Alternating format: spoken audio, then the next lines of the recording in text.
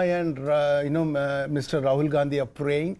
In another one, Basavaraj Bommai is praying, and in the bottom, Kumaraswamy is praying. They've got photographs, three, and they're saying one is hoping for a BJP majority, one for a Congress, and one praying for a hung verdict. Hung verdict. Griha has a quick update. Griha? What's the update? Yes, we're getting an update. We're getting an update, Maria, from Hubli Dharwar Central. Jagdish Shettar is trailing, and I also would like to tell our viewers of the number of votes. Right now, Mr. Tengikai is leading with 12,137 votes. He's opened up quite a big margin. 75-11 is what Shettar has at the moment. So he's badly trailing right now against Mahesh Tengikai. At least 5,000 vote difference. Yes. DV Sadananda Gowdaji is with us. Good morning, sir. Thank you for your time. The numbers not looking very healthy so far for the BJP. You were very confident that the BJP will have absolute majority. Sir, practically it is too early to say anything about the final result, sir. But still I am hopeful that we will have the absolute majority. We will cross the magical number by the end of the counting, sir. I hope that we will form the government. You are confident? I am so much... please complete. You are confident that the Prime Minister will swing about 2 to 3% votes? Sir, the results from various corners, we see the fluctuations is very narrow, very narrow. You can see, for example, in Shettar's constituency, we are leading by 5,000 votes. Similarly, in other places, the difference is so small between Congress and BJP. At the end of the day, certainly we will be able to reach out. Sadananji, when we look at various regions, there are certain pockets which are turning blue from what it was in 2018. If you look at the gain and the gap between the BJP and the Congress, it's turning out to be over 20 seats now. Yeah, that is what I told. It is too early because the numbers are fluctuating like anything. Earlier, BJP was leading in about 8 to 10 constituencies. Sir,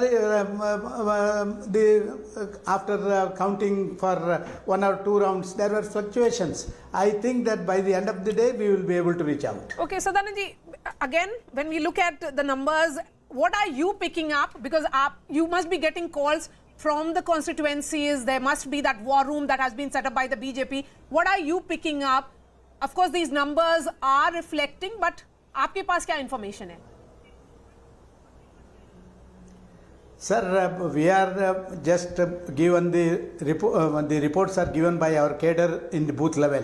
Especially, we have prepared page prompt also. So they know the pulse of each and every voter in their booth, and their reports have been sent to us, and we believe them. And according to me, and according to their report, certainly we will cross the magical number and we will reach out 115 to 120 seats by the end of the day. So there is still confidence despite the early trend, Sadananda Gowdaji, because many are saying that the Congress is making inroads in some of your strongholds and doing away with some of the leaders may come back to hurt you.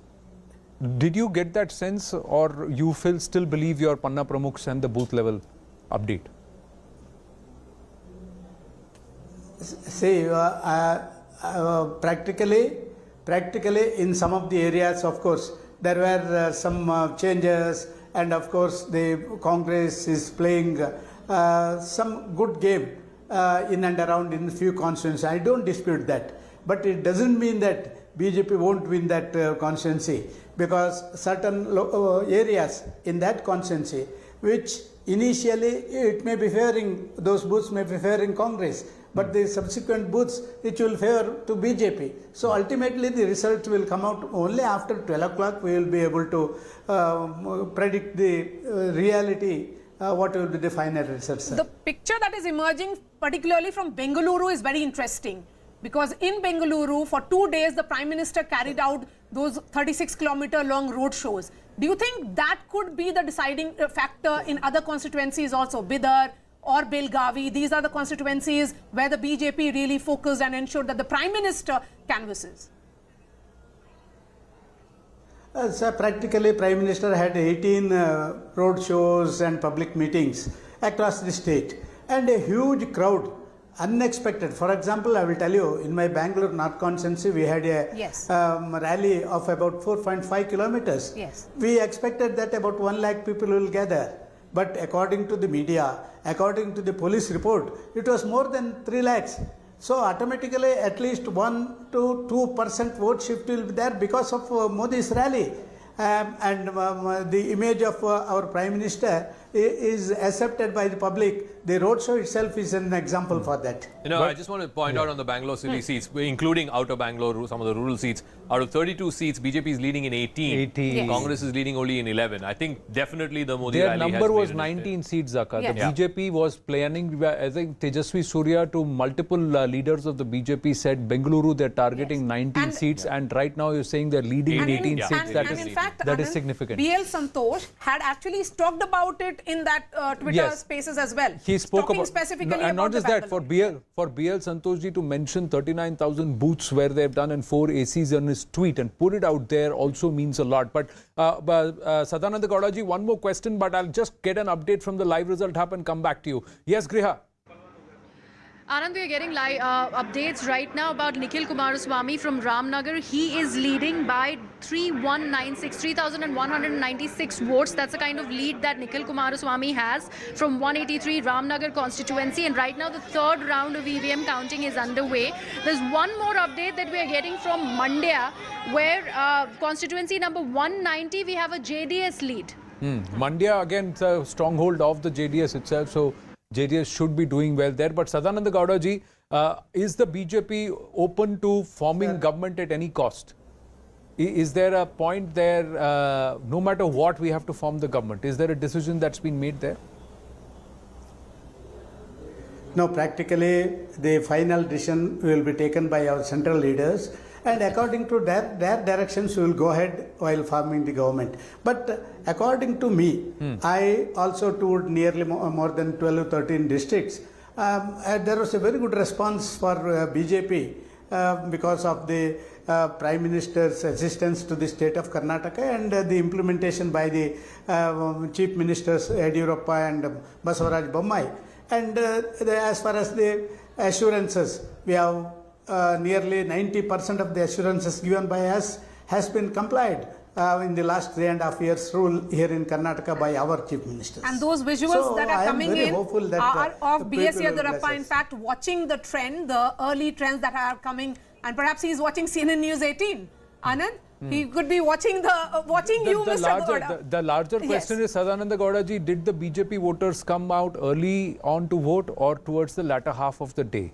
Are you counting on the later rounds for the BJP votes to come through? Why do we get a sense that that's what you're hoping for?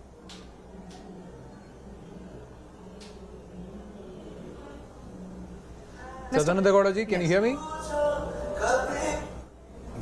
Yeah, I can hear you, sir. So, I can hear you. Tell me. did the BJP voters come out to vote after 3 p.m.? Is there a reason why you're believing the later half of the EVM rounds will favor the BJP? No, counting will go according to the booth numbers.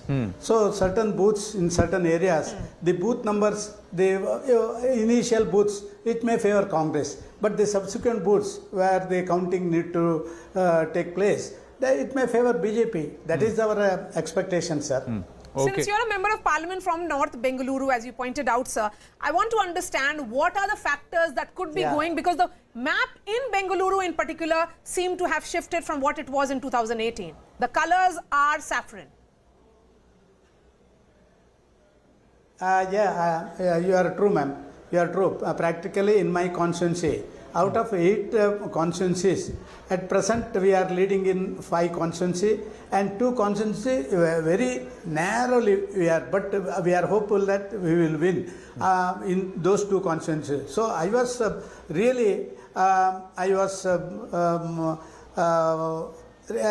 little bit worried because how that 2 constituencies, Hebbala and our Battlegrounds, why you are trailing, I don't know, but to be very frank with you, I hope that out of 8 constituencies, I will be able to win 7 constituencies in my constituency. In your Lok Sabha constituency. Just Sadananda want to run Gowdaji. a quick, you can thank Yeah, him. thank you. Thank you, Bangalore. Sadananda Yeah. Gowdaji. We The will Bangalore move on to the updates. updates. Look forward to you joining us very soon. Just Yes, the Saka, Bangalore and then updates. I want to see, this is how the map of Bangalore looks right now. Like I said, 12 to the Congress and 17 to the BJP. Just a quick check of where the BJP, Rajarajeswari Nagar, Muniratna is leading. No surprises there. From Mahalakshmi layout, K. Gopalaya is leading. From Malleshwaram, Ashwat Narayan is leading. Again, no surprises there. Rajaji Nagar, Suresh Kumar of the BJP is leading there.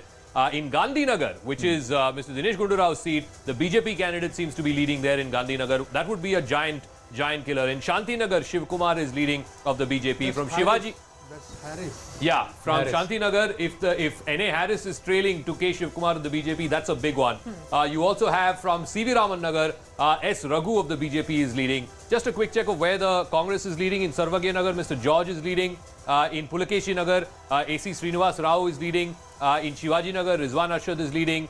Zamir Ahmed Khan, of course, is leading in Chamrajpet. And one final one, this is again outer, Govindraj Nagar, Priya Krishna of Zaka, the Congress is interesting leading. update that in about the swing seats. That's what Somnadeep is telling us. In 8 of the 10 swing seats, BJP, Congress is actually leading, BJP in 1 and JDS in 1. That means where the margin of victory has been less than 5% in the last 3 assembly elections, the Congress is winning 8 of the 10 swing seats. We'll plot that on the wall in just a bit. But yes, Griha, you got an update.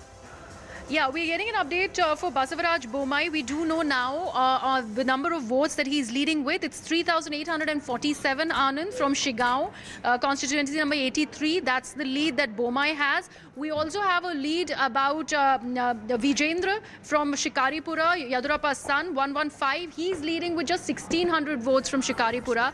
Also about another BJP candidate, C.T. Ravi from Chikmagaluru, he's just trailing with 365 votes. That's how low the margin is from constituency number 125. C.T. Ravi there, trailing by 365 votes. The total postal ballots is 12 lakh, plus you had the senior citizens who were allowed to vote via postal ballots. DP Satish saying that only 90,000 of the senior citizens had opted for the postal votes or to vote ahead of time. So now that means that base is very small. Overall, you are looking at nearly 3.9 crore voters out of the 5.3 crore voters who have polled. 73.17 or 73.5% of 5.3 crore plus voters is around 3.9 crore voters, ladies and gentlemen. So that number will slowly solidify, So and I think these the numbers will swing keep seats, changing. The 11 swing seats, Congress is leading in 8, BJP in 2, JDS in 1. Just want to give the names of those seats. Ramdurg in Belgaum district, Nagtan in Bijapur district, Hangal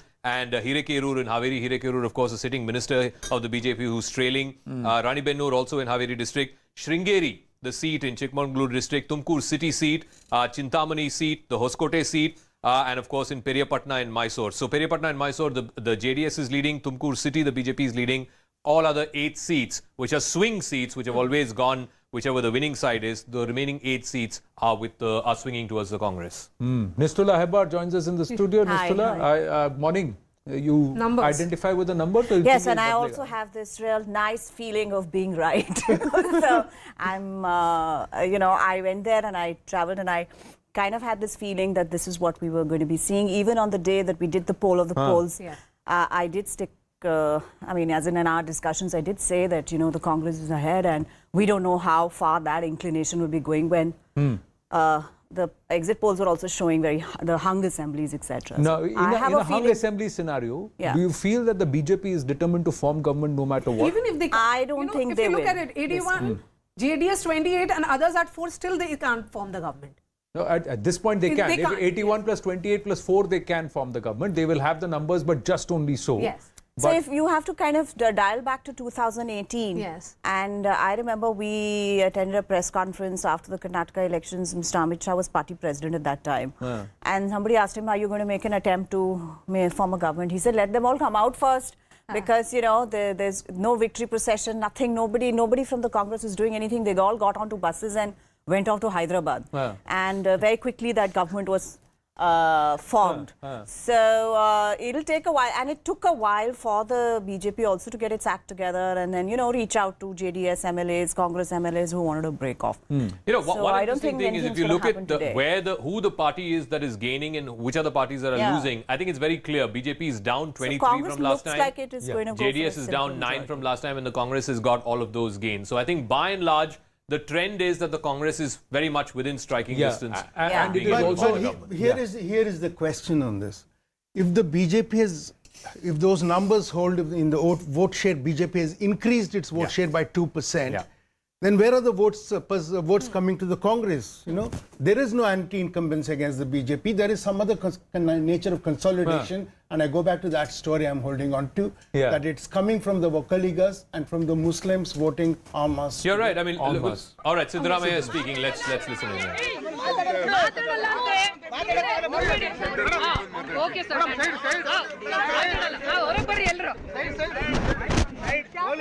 He will go to voting center, come back and then talk. He won't speak. Guys, he won't speak. Go aram se. Siddaramaiah No, but place, and they're interestingly- saying he will not speak now. He will go to the voting center, then though his come son back and has then said, speak.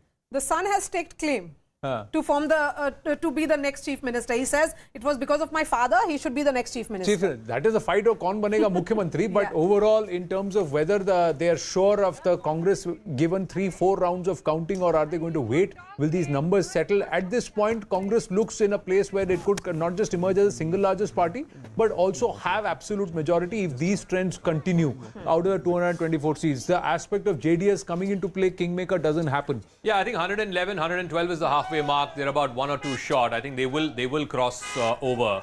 As you see, Siddaramaiah, you know, I was there with him in Varuna on a day, you know, checking out his campaign. You can tell that he is a mass leader, perhaps one of the last few. Yediyurappa, Siddaramaiah, probably the only 2 remaining mass leaders in Karnataka. And you can see, even on result day, the sheer number of people outside his house. It's a small house in Mysore in the city. And he's now going to Varuna, which is in the outskirts of Mysore. Let me go back to Griha, who has updates from the live result hub. Griha. Yashwantpura. Yes, Griha. Okay, we are getting updates on Bangalore right now. Bangalore urban, we're getting updates on 3 seats, Zaka. Yashwantpura, 153. There's a JDS lead. This is the 5th round of counting that's currently underway, and the JDS is leading with 3,500 votes. If we look at constituency number 158, I beg your pardon, 158, there is a BJP lead. The lead is by over 3,500 votes. This is the 3rd round of counting. And the last one, constituency number 176, again, this is Bangalore South. Again, a BJP lead. The lead is by 6,500 votes. All right, First round of counting. Just very interesting for me, the story is also how Bangalore City has sort of changed hands, if you will. Out of the 32 seats in the wider Bangalore, Greater Bangalore region, 17 to the BJP, 13 to the Congress. Congress down 4. And places like Shivaji Nagar, where Shivaji Nagar, of course, Rizwan Arshad is winning, but in CV Raman Nagar, the BJP is leading. In Shanti Nagar, which is Harris's seat, again, the BJP candidate there, Mr. Shivakumar, is leading. Even in the outskirts, if you go to Dasarahalli, the BJP candidate there is leading. Rajrajeshwari Nagar, again, the BJP candidate Muniratna. I don't think there's any surprises there. It's only the Modi factor here. All right. Let's just check South Bangalore. Padmanabh Nagar, Ashok is leading. In Jayanagar, C.K. Ramamurthy of the BJP is leading. That's Soumya Reddy's seat. The neighbouring seat of Bomnahalli, again, Satish Reddy of the BJP is leading. In BTM layout, of course, Ramlinga Reddy is leading. He's an 8-time MLA. So the Congress sort of being restricted to some of the stronghold seats in the city, but they're not able to capture the outskirts, even in the eastern side of the city. If you were to check. Scenario changing within the last 90 seconds. The lead count, the Congress has slipped from 111 to 107. The BJP surging to 86. The JDS again slipping to 27 from 29. So with increasing number of rounds and votes being polled, is there a change even in the color pattern in other regions like Kittur and Kalyan Karnataka? I just want to quickly check where Kittur and Kalyan Karnataka are right now. Remember, in Kittur Karnataka, out of 56 seats, the BJP had 34. This time it's Congress 33, BJP 22. This, of course, is the belt northwards of Hubli and Dharwad. You've got Bagalkot, Belgaum, etc., where the Congress has got a gain of 14, the BJP down 12. Quickly check Kalyan Karnataka, Hyderabad Karnataka, erstwhile Hyderabad Karnataka, where, of course, it's a personal battle for Mr. Kharge because he's from Gulbarga. Again, the Congress getting 19, the BJP 16. Importantly, the BJP has not gained here. The Congress is down 2, others have gained 2, but the BJP has not gained in Kalyan Karnataka. It's more or less even Stevens. But I think the story is also, as much as it is in Bangalore city, the story is also in Kittur, Karnataka, which is a big Lingayat belt. Like I said, other than the 2 city seats in Belgaum, where the BJP is leading, and of course in Hubli Dharwad, 1 seat, the southern seat, the Congress is leading. Hubli Dharwad Central, the main seat, the city seat, Jagdish Shettar is trailing. But look at the blues here. Look at the blues in the rural parts of Belgaum, Bagalkot, Bijapur. There, the Congress has taken hugely. Just compare this to 2018. This is 2023 right now. 2018, look at the sea of saffron here. It was BJP 34 out of 56, the Congress only 19. But this time around, in Kittur, Karnataka, it's almost the opposite story. Congress at 32, the BJP at 23. Nalin Mehta is joining us here in the studio. Nalin, when we look at these numbers, it's 10 a.m. already. So, look, we still have to wait for these numbers to settle down, but I think there are 2 or 3 key stories here. One, in the old Mysuru region, there is a Vokalika consolidation, but that's going towards the Congress's way. The JDS is going down, and that's what is making a huge difference there. Because the JDS vote is basically the anti-BJP vote, and it's which gets split between the Congress and the JDS. And because the JDS always got a higher number, it was to the detriment of the Congress. Now the Congress is gaining there, and then you are seeing the story in Bangalore. You're also seeing in Hyderabad, Karnataka, which is also the area of Mallikarjun Kharge. You're seeing the Congress consolidating there. And Mumbai, Karnataka as well. The SC is there. Absolutely. Absolutely. No, just a word on Old Mysore. This is how Old Mysore is playing out. 57 seats. We've kept out some of the urban seats, but in the 57 seats, the Congress is 24, up 7 from last time. The JDS is 18, down 9. So a large part of these losses for the JDS have gone to the Congress. 2 have gone to the BJP. BJP at 13. So the gap between BJP and JDS in that Vokaliga belt is narrowing. Maybe not in this election cycle, but maybe in an election cycle or 2 from now. BJP will be hoping to be the number 2 party in that belt. May I also add that something else is happening with Lingayat votes. In the Lingayat dominated seats, which are spread across north and central Karnataka, you are seeing a shift. The BJP is holding on, but the Congress is doing much better than it ever did before. Last time, BJP had about 38 Lingayat dominated seats, Congress had about 21. Currently, as of right now, the tally is around 38-24 in favor of the Congress there. The Congress 36-26 is what we have. Again, what is happening here is there seems to be, whatever the losses of the BJP is going to the Congress. The JDS, of course, not much of a player in Central and North Karnataka, but Congress leading in 36 out of the 67 Lingayat-dominated seats, BJP leading only in 26. Quick check back on how it was in 2018. The BJP swept those seats. They got 40 out of 67. The Congress had only 20. So there seems to have been a bit of a flip in the Lingayat-dominated seats.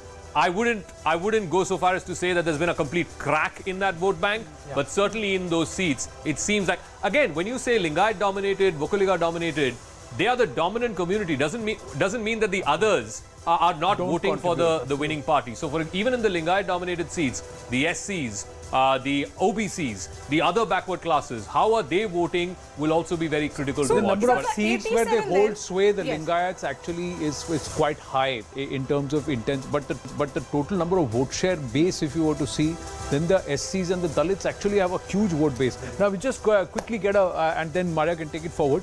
We've just got the vote share numbers, and this is the update, ladies. There's a 7% vote share difference now. Earlier it was about 8%. Now it's 7% between the Congress and the BJP, 37% and 44%. Look at the JDS, from 9% they are up to 12% after about 5 or 6 rounds of the EVM counting. 7% of the vote share has gone to the others. It was at 9% a short while ago. It's at 7% now. But overall, if you see, this is the awning gap. The 7% gap that the Congress has opened up with the BJP, that's where the seat numbers are going up for the Congress. Vote share to seat conversion has always been higher for the BJP, with lesser vote share, 2 to 2.5%. They would still get in higher number of seats in terms of conversion. But this is a huge gap.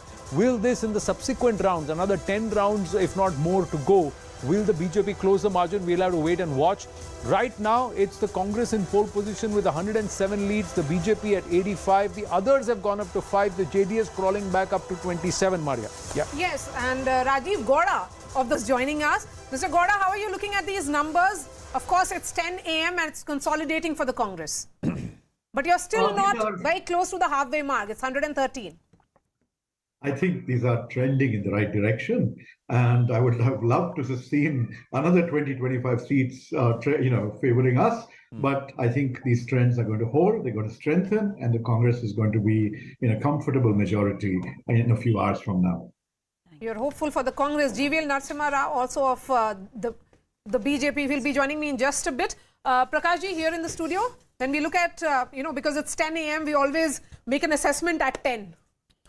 You know, there is one thing that seems to be returning in these election results that, we always held that the BJP did well in urban clusters. Yeah. That seems to be coming back from the graphs you're showing, so they're always talking about the next delimitation when, because of urban concentration, more seats will be given to places like Bangalore. So I think that if that trend holds, I cannot see, like, Nistul has just said, I cannot see that, BJP will be very upset with all this. They may, they may be looking at next year rather than Lok Sabha 2024, but they were very keen to retain government in Karnataka. Going to Bengaluru was also part of that.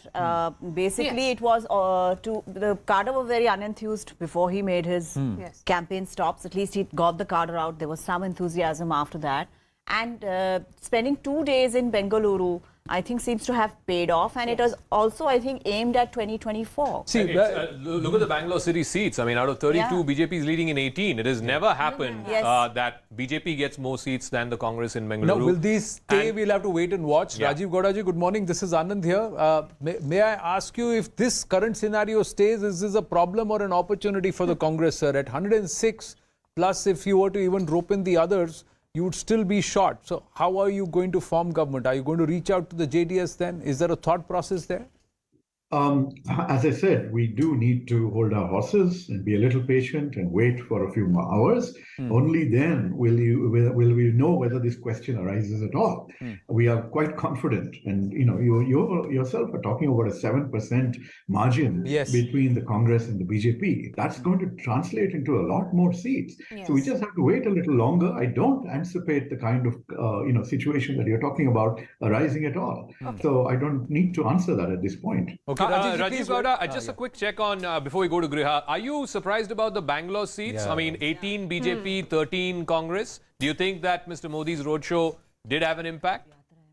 No. See, we had 12 MLAs out of 28 in the last round. And when we went to the polls, we are confident of winning another 3, 4, 5 seats. There are a lot of strong BJP MLAs in Bangalore, so them getting double figures is not a surprise.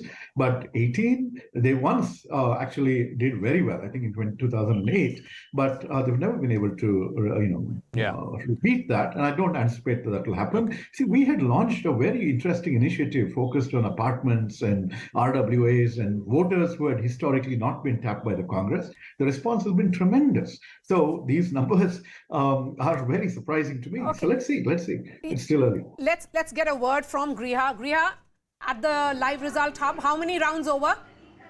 Okay, so different constituencies, different counting rounds that are currently on. We have a word about DK Shivakumar. The lead that he has is massive, Maria. 25,406, that is the number of votes he is leading with. Right now, their fourth round of counting is currently underway. And if we look at Shikaripura, the Vijendra has only managed to make a steady lead.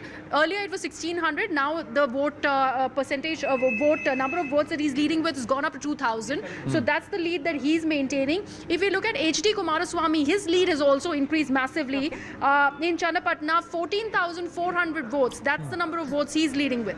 So DK Shivakumar and HD Kumaraswamy will retain they will win there. It's comforted. Like I said, sun will have to rise from the west for HD Kumaraswamy to lose Channapatna. So that is proven there. But yes, overall, when we look at it, in fact, DK Shivkumar's strategist has been claiming that the margin of victory in Kanakpura for DKS would be highest among all the 224 constituencies. What is giving them that confidence? And Zaka, if the Vokaliga split is happening in Old Mysuru, then DK Shivakumar will stake claim for the Chief Minister's chair. Yesterday, I think, I think Arun was saying this yesterday, that if the victory, margins are like 107, 110, then DK will become Chief Minister. If it's 120 plus, then Siddaramaiah will become Chief Minister. But just a quick word on DK Shivakumar. Kanakpura, last time he won by 79,000 votes. I think it was the second or third highest in the state. This time they're saying he'll win by 1 lakh plus votes. Whether that happens or not, we'll see. Just a quick word. If any of them need these 5, who are these 5 independents who are leading?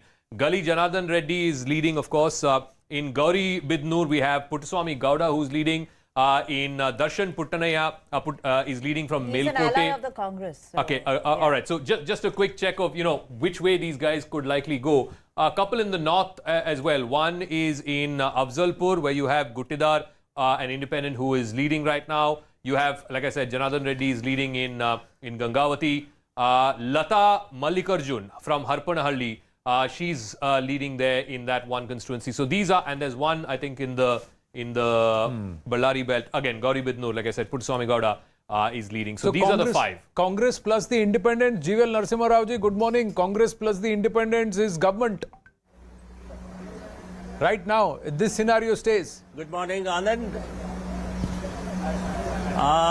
Good morning, Anand. It only shows, today's trend so far prove that the so-called big majority for the Congress party and the rout for the BJP that was estimated only a few weeks ago has certainly not proved to be right.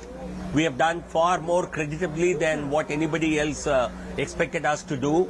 In terms of even vote share, our vote share on the Election Commission side shows that we have improved our vote share compared to last election. Yes. Certainly it appears to be a hung house.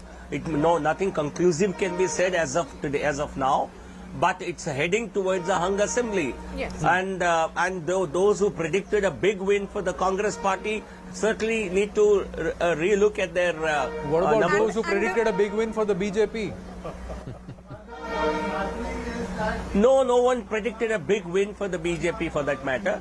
The BJP was confident of emerging ahead of the Congress party because we could see that our vote share was, our support in the electorate was improving, which is also borne out by the vote numbers.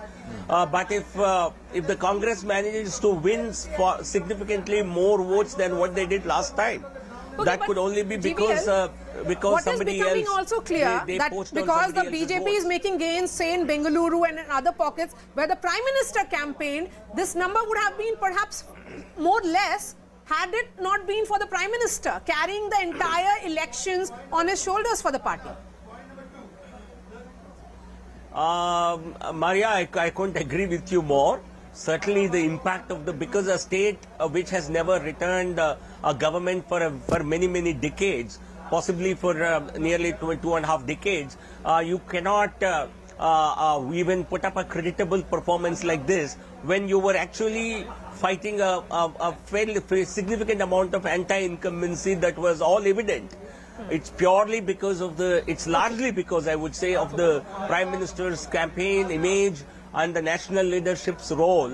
We have certainly put up a creditable performance. Our increase in vote share is even evidence of that. Yes, because the Election Commission website, as you were pointing out, is actually showing 36.5% vote for the BJP and 43.4% for the Congress at the moment. We are going straight to the live result hub. Griha is joining us live. Yes, Griha.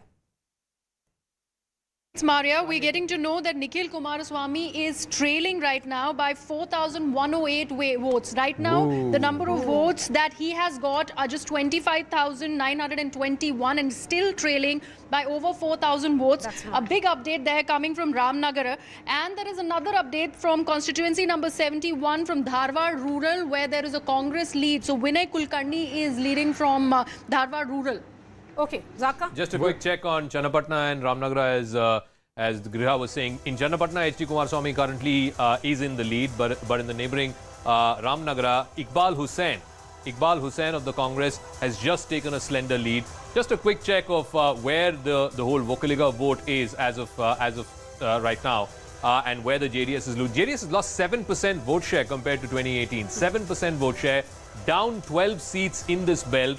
That has been evenly split. 4 to the BJP and 7 to the Congress. So in a sense, in the Vocaliga dominated seats, the BJP has made inroads, maybe not to the extent that the Congress did, but just take a look at this wider map. And like I said a moment ago, the Congress leading in almost all of those constituencies. Just quickly run through: Kanakpura, DK Shivakumar leading, Ramnagara, Iqbal Hussain leading. Then you got Magadi, CH Balakrishna of the Congress leading. Dr. Ranganath is leading from Kunigal.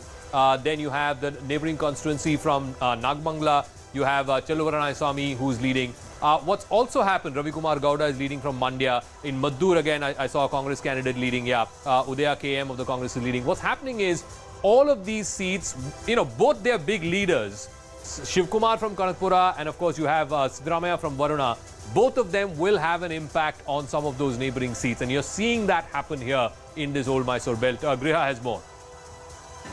Zaka, we're getting an update. We know how many of the leaders have shifted to political, turned political parties. Right now, we're talking about a BJP turncoat. This is the constituency number is 62 from Gangavati. He's not joined the Congress. He is contesting as an independent, and he's right now leading with over 2,800 votes.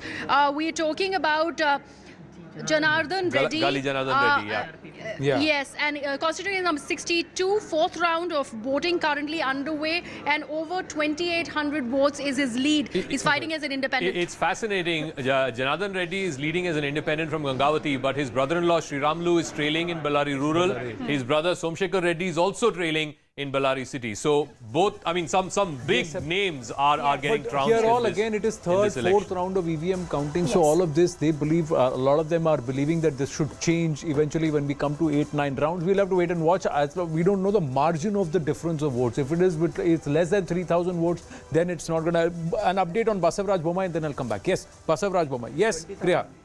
Okay, Basavaraj Bommai is leading by over 20,000 votes right now. So he's winning that seat. A lot of votes, yeah, 20,000 votes, so over 20,000 votes. That's the lead. Last time he won only by 9,000 votes, so obviously he's got it was around 8,000. It went from 3,000 votes. In 2 minutes, it went to 8,000, and now the lead has gone up to 20,000. See, as the boxes, as the EVMs are opening, a lot of scenarios could change, is what some people are expecting. Some believe that it's only going to consolidate. Yes. Just an update, Rajiv Gowdaji, so far, there's a tech update that has come from our team where they're saying Congress is leading in 41 of the 75 seats, which reported a voter turnout of more than 80%. Jeeval Narasimha Rao, please weigh in after Rajiv Gowdaji. BJP is leading in 35 of the 60 seats, which reported a voter turnout of less than 70%. How would you infer this, Rajiv ji? Well, the straightforward inference, Anand, is to say that people came out with a lot of anger, and that's why you have such a large turnout, and that's why you have such a positive set of numbers for the Congress party. That seems to be what a straightforward interpretation would be. Yeah, Jeeval Narasimha Rao, so that means there are the voters who have come out to vote against you, clearly. No, Anand, that would not be the right way to analyze any voting trends. Always you should look at the differences over time. There are some districts, some constituencies which traditionally report higher turnouts, and there are some which report lower turnouts.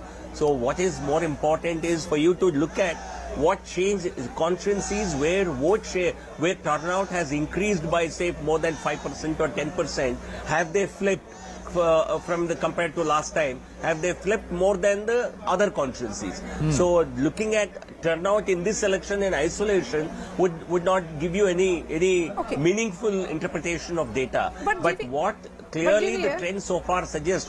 Yeah, go ahead. Yes, but GVL, the point that you're making, less than 70% in the sense that in constituencies where there has been more or less average voter turnout, they are staying with the BJP. But even in that, your performance is not 100%. No, Maria, what I am saying is, looking at turnout in absolute terms in this election alone will not give you the trend. You should always see the change over time. You see, the overall turnout in Karnataka remained almost at the same level as last time. Last time it was 73, and the last reported I saw in Election Commission was 72 plus something, so which is more or less the same. No, so I don't think turnout played a very big factor in this election. GVL, I just want to add two things. I think there's a story here as well. The SC reserve seats and the ST reserve seats. Last time the BJP had won quite substantially in the Dalit reserve seats. This time around, just to run that once again, this time around, this is 2018. Yeah, this is 2018 where the SC reserve seats, the BJP had won, I think, 18 and the Congress, the BJP had 16, the Congress had 12. This was in 2018. In 2023, that story seems to have flipped a bit. Congress is leading in 17, the BJP leading only in 11. So it's a gain of 5 for the Congress, a loss of 5 for the BJP. Similarly, in the ST seats, the STs are, of course, a substantial chunk in North Karnataka, particularly in the Bidar, Raichur, that belt. Again, the Congress leading 12, BJP leading only in 2. The Naikas, who usually have backed the BJP, this time, at least in this North Karnataka belt, seem to have come back to the Congress. Compare this to 2018, where I think Sriramulu is also a Naika, and he's losing from Ballari Rural. In 2018, the BJP had 6. In 2023, the BJP has only 2. So I think there's a story. I said this in the exit poll show as well. I think there's a backward class consolidation that's happened. Certainly in the ST reserve seats, you can see that. And also in the Dalit reserve seats, you can see that as well. So GVL and Professor Gowda, you want to weigh in on that, please? No, Jaka, on the SC trends, SC reserve seat trends, they seem to be more or less following the state pattern. But in the ST reserve seats, what you mentioned, from 6 down to 2, if that becomes the final result, it's certainly a matter of worry for us. It's something that we will have to look into as to how we did not perform well in those seats, because we have actually increased the reservations for STs from 3 to 7%. Something that the previous governments had promised and did not deliver. So we have done a great we have taken a great decision to increase 3 to 7%, and we even implemented that in various recruitments in the state government. So if we are not improving our performance in the ST reserve seats, I would certainly be quite surprised, and I would certainly see that as some amount of a setback. While you are being cautious, and rightly so, on the Congress side, from Bengaluru to Delhi, laddus have been distributed, are being distributed. Bajrang Bali ki gada aur tasveer bhi hai, Rajiv Gowda ji. Nistula has a point here. One moment. Yeah. So on the SC and the ST point, I want to say that the communication from the Congress on these issues, especially in the aftermath of the reservation policy announced by the Bommai government, I found that to be very, very good, and it actually reached a lot of the voting population. There was a very strong feeling that the SC reservation, especially the quota within quota and other things, which has to be done with the consent of Parliament. This was done in October and it had not been pushed in Parliament before that. So they said that if they were sincere about it, they would have done it. So there was a very strong feeling that there was a less of a sincerity in terms of the BJP. This was an election issue. And the Congress was very successful, I felt, in communicating that. Much more successful, very rarely that happens, much more successful than the BJP in the communication game. Mr. Amit Shah, I'm sorry to interrupt, I want to support what she's saying. Mr. Amit Shah himself openly said this should have been done earlier. He said that openly. He said that in the Hindu interview, actually. Yeah, he said that. Did say that. He said that this should have been done earlier. But Rajiv Gowda ji, is this, would you think it's a little premature, or would you think it's well deserved? It's quite a departure from the norm for the Congress party that at the AICC today, the Dol Nagada and the celebration started even before counting got underway. I think the Congress nationally is very eager to see trends shape up, starting with Karnataka, and that's why I think you see the celebrations. But on the SC/ST issue, see, historically there've been a bulwark of support for the Congress party. The BJP had taken away some of that support, but as Nistula just pointed out, the whole reservation attempt was seen as a transparent attempt to really mislead these sections of voters, including, in fact, Vokligas and Lingayats, because the government has done nothing in Parliament to follow up, or at least with the central government. Now, the other effect that you need to look at here is the Kharge effect. Hyderabad, Karnataka, Kalyan, Karnataka, the tallest leader from there is Sri Mallikarjun Kharge, who is a Dalit himself, and therefore seeing a sort of groundswell of SC support across the state in recognition of the Congress's honoring Sri Kharge with the national presidentship is not surprising at all. Further, the ST votes are also coming back because, again, we are seeing that an inclusive agenda is something that characterizes the Congress, and certainly we have made no attempts to try and fool the people with, false promises of reservation. Like Pratap Kanagal of the JDS is also with us. Pratap ji, looks like Vipaksha, no Sarkara this time. No, it's I didn't get you the last word. What you said? I said Vipaksha, no Sarkara. Okay. Anyways, it's for us, we would like to wait till maybe 1:30, 2 o'clock. We'll get a clear idea. But as far as the numbers, what we have been what numbers, what we're getting right now, it's really disappointing. But we are sure that we will by towards the end of the counting, we will cross at least 40, 45. You still believe, even after 5 rounds of counting almost everywhere, you still believe that the JDS will move from 27 down 10 from the last time to 3+ from last time to 40? Yeah, we believe that, yes. That's what the ground report from our party and our candidate says that. And so we'll wait for the final result, and then we will... I'll bring in Nalin now. Nalin, there is an interesting, insight, as Anand was saying, is coming from our tech team. They are saying that the BJP appears to have an advantage in geographically smaller constituencies. So less than 100 square kilometer and generally urban. So, that's what we are seeing perhaps also in Bengaluru play out. It is leading in 23 of the 33 smaller seats. So I think if you look at the urban-rural split, then I think last time the BJP did far better in rural areas. It did well in urban, but it did far better in rural areas. This time, the BJP is in urban. Let me just look at the urban split immediately. In the urban areas, the BJP is ahead. It's around 33, 35 seats in the urban areas. Congress is on 21, 22. But when you look at rural areas, the Congress is doing far better. So there is a urban-rural divide coming up in Karnataka now, which is different from the last election. The Congress is ahead in the majority of rural seats, around 95 odd seats. The BJP is ahead in about 44 of those. That's a major difference. The BJP is held on in urban areas to more or less held on. Bengaluru actually. Yes. Massive gain in Bengaluru. It's held on in coastal Karnataka. It's done better in Bengaluru, but in rural areas is where the Congress has surged. And North. Griha has an update on Siddaramaiah. The BJP slipping to 81 leads. The Congress moving up to 109 leads. The JDS again inching up to the closer to the 30 mark with 28 leads. Yes, Griha. So we have an update on Siddaramaiah. Anand, we are getting to know right now for Varuna, the first round of counting is underway and Siddaramaiah is currently leading by over 2,700 votes. We also have an update on Priyank Kharge, who is leading from Chitapur. We yet do not know the number of votes. There's an interesting update that's also coming from Afzalpur, constituency number 34, where there is a battle between two brothers. One of them, a BJP turncoat, now fighting as an independent, and he in fact is leading, defeating his own brother. Right now the lead is like Nitin Guttedar, who's fighting as an independent, a BJP turncoat, is against his brother Malikai Guttedar, and Nitin right now is leading from Afzalpur, constituency number 34. All right, just a quick check. What the Varuna effect is. This is Varuna, right? And he's leading by 2,500 or something votes. His son won last time by close to 60,000 votes. They're hoping that margin will increase. What the Varuna effect is, you look at all the neighboring constituencies. You go further south, Chamarajnagar, the Congress is leading.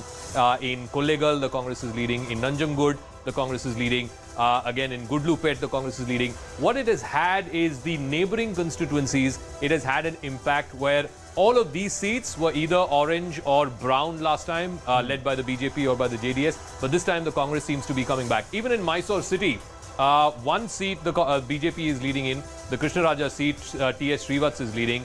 Tanveer Seth is leading from Narasimha Raja. That's no surprise there. G.T. Devegowda is leading from Chamundeshwari. Chamundeshwari used to be Siddaramaiah's old seat. But G.T. Devegowda, it'll again, expected lines, some would say. Siddaramaiah at the counting center as the BJP slips to 80, Congress at 109 and JDS moves up to 28. 7 others, the independent numbers or the other numbers also going up to 7. Siddaramaiah there at the counting center, he said he'll visit the counting center and then speak, higher level of security.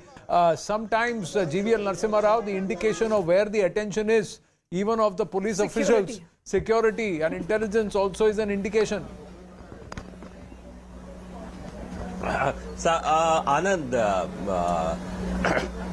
the trends so far clearly show the Congress in the lead, but it's still, I would say, a couple of hours. We'll need to wait to know where the final numbers are going to be.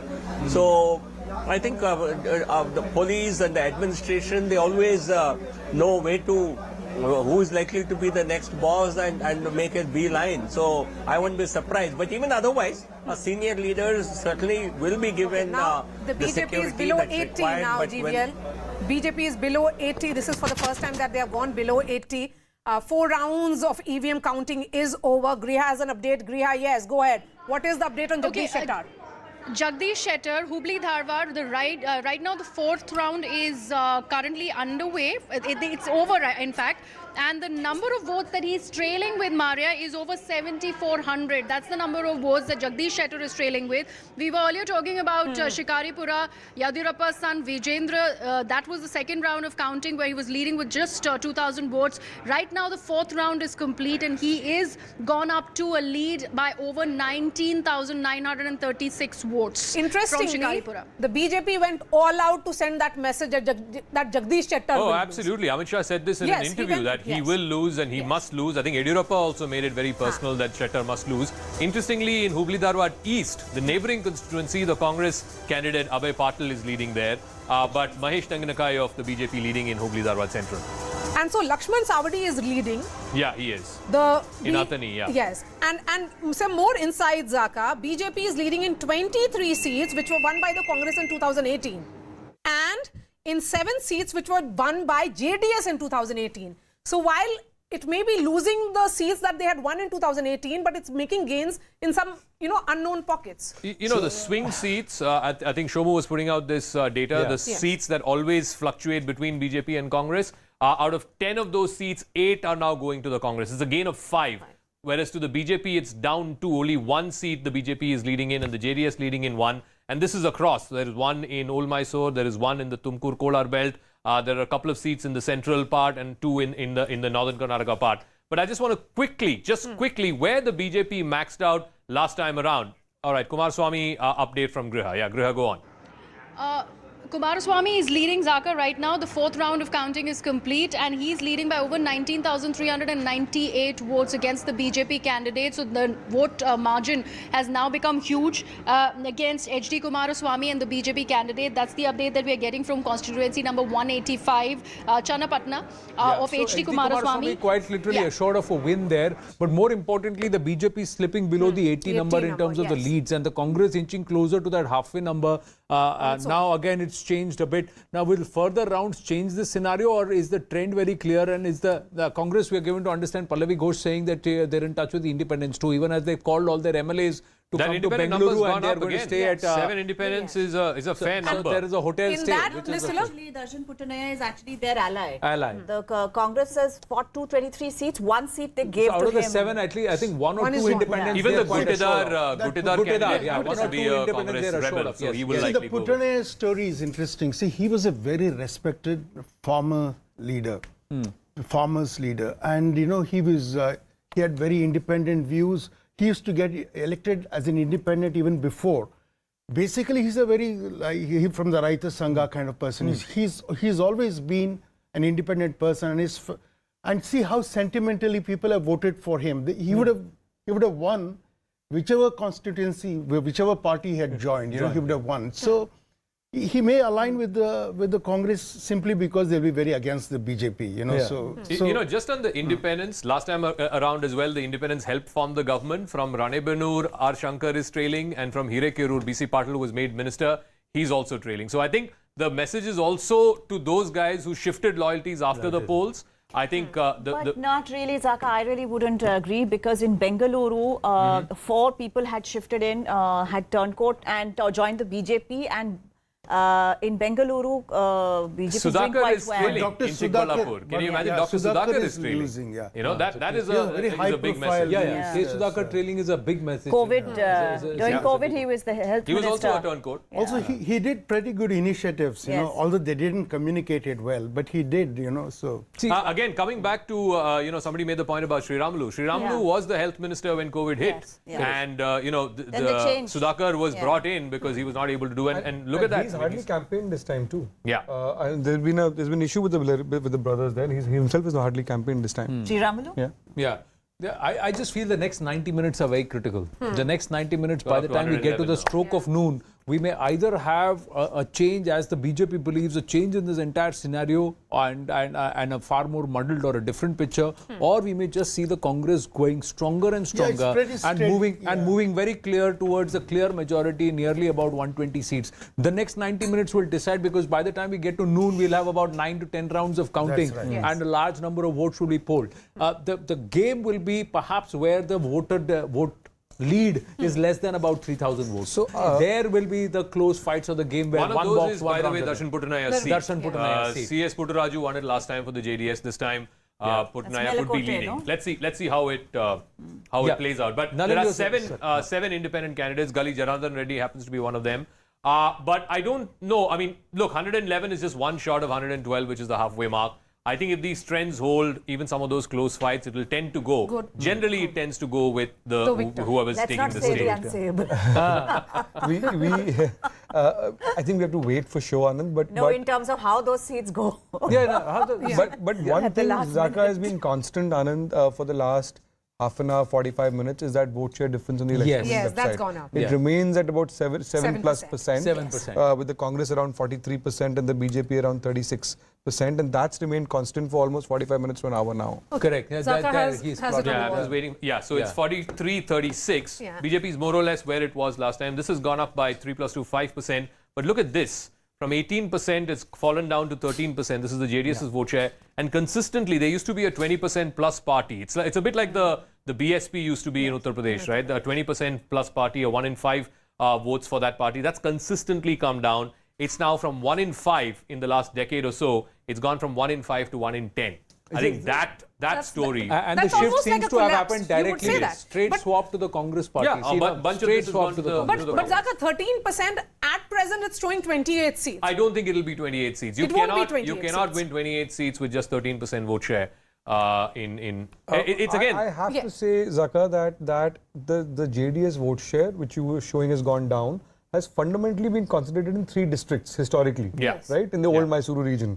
Now, what we are, if you juxtapose this with the old Mysuru region results, you will see that there's been a complete flip there, that the JDS number going down is corresponds with the Congress number going Yeah, up. that's The what Congress what number blue has is- gone up by yes. 8. The JDS number is down by 7. The BJP at So 9. the trade-off has It's happened there 25-20. between straight swap, almost a straight So swap this is between Congress and vocally JDS. Quick update, Election Commission of India website is now showing a 43.2% vote share for the Congress, 112 halfway mark, that's where it shows, but that scene could be changed a little. And also Soumyadeep coming back with some more insights, saying constituencies with high literacy appear to be favouring the BJP leading in 35 of 56 constituencies with literacy rates above 80%. That's the 2011 census data. Congress leading in 18 and JDS in 3. And out of the 7 constituencies in Mandya, the Congress has actually gained 3. So more inputs coming through from Didn't our win a team. single seat in Mandya last time, if I remember. They didn't win a single seat in Mandya And district so this last time. time they've got, and Hassan out of 7, JDS is actually trailing, leading in 4 and trailing in 2. 2 from the last election rally. Both districts considered to be the party's political capitals. So interesting. Congress clearly in position right now, ladies and gentlemen, by noon to touch that 120 mark if this vote share lead continues to remain, this gap between the BJP and the Congress. Yes, Griha, you have an update. Yes, Anand. Sorry, I was just taking that juice break. We do need our energy drinks because we are running around since morning. and then tell us. Okay. So we are getting an update from Bangalore Urban, and this is from Chamraj Pet, constituency number 168, Zaka Zamir Ahmed, Congress candidate leading by 30,000 votes. Do we know the round, sir? Right. 6 Quick update from sir before we come back to Karnataka. Big update coming in from Uttar Pradesh. BJP is set to sweep the UP civic polls. That's Yogi massive. Adityanath, BJP say he's leading.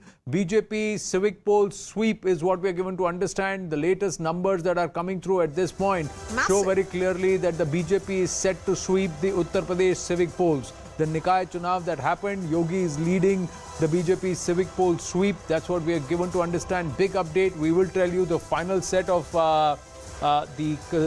settlement, how the numbers settle eventually. But right now, it is going the BJP way. The civic polls being swept by the BJP in Uttar Pradesh, led by Chief Minister Yogi Adityanath. Now, let's swing back to Karnataka. Yeah. Okay, Prakash, you had a point. See, in Chamrajpet, which is one of the smallest among the small constituencies in Karnataka, certainly in Bangalore, Zamir there is very popular. He's always been there, but they fielded an IPS officer there. It was a former commissioner of Bangalore, police commissioner, Bangalore City, Bhaskar Rao, who first went to AAP. Yeah. And then he left. After he retired, he went to AAP and then he quit AAP and joined BJP. And he's been given that constituency. I don't think he had any time to work there. And generally people in Bangalore City are not very forgiving for people who change their minds so quickly politically. He will have to stay with the party and work there maybe for a few years. Quick thing, the BJP had tried about 70 odd faces, 75 new faces is what they said. And look at this, 41 of those seats the Congress is leading, the BJP leading only in 16, down 6 from last time. I'm not sure that experiment necessarily worked. No, but like you yourself said, many of those seats they were not going to win in any Of case. course, of course.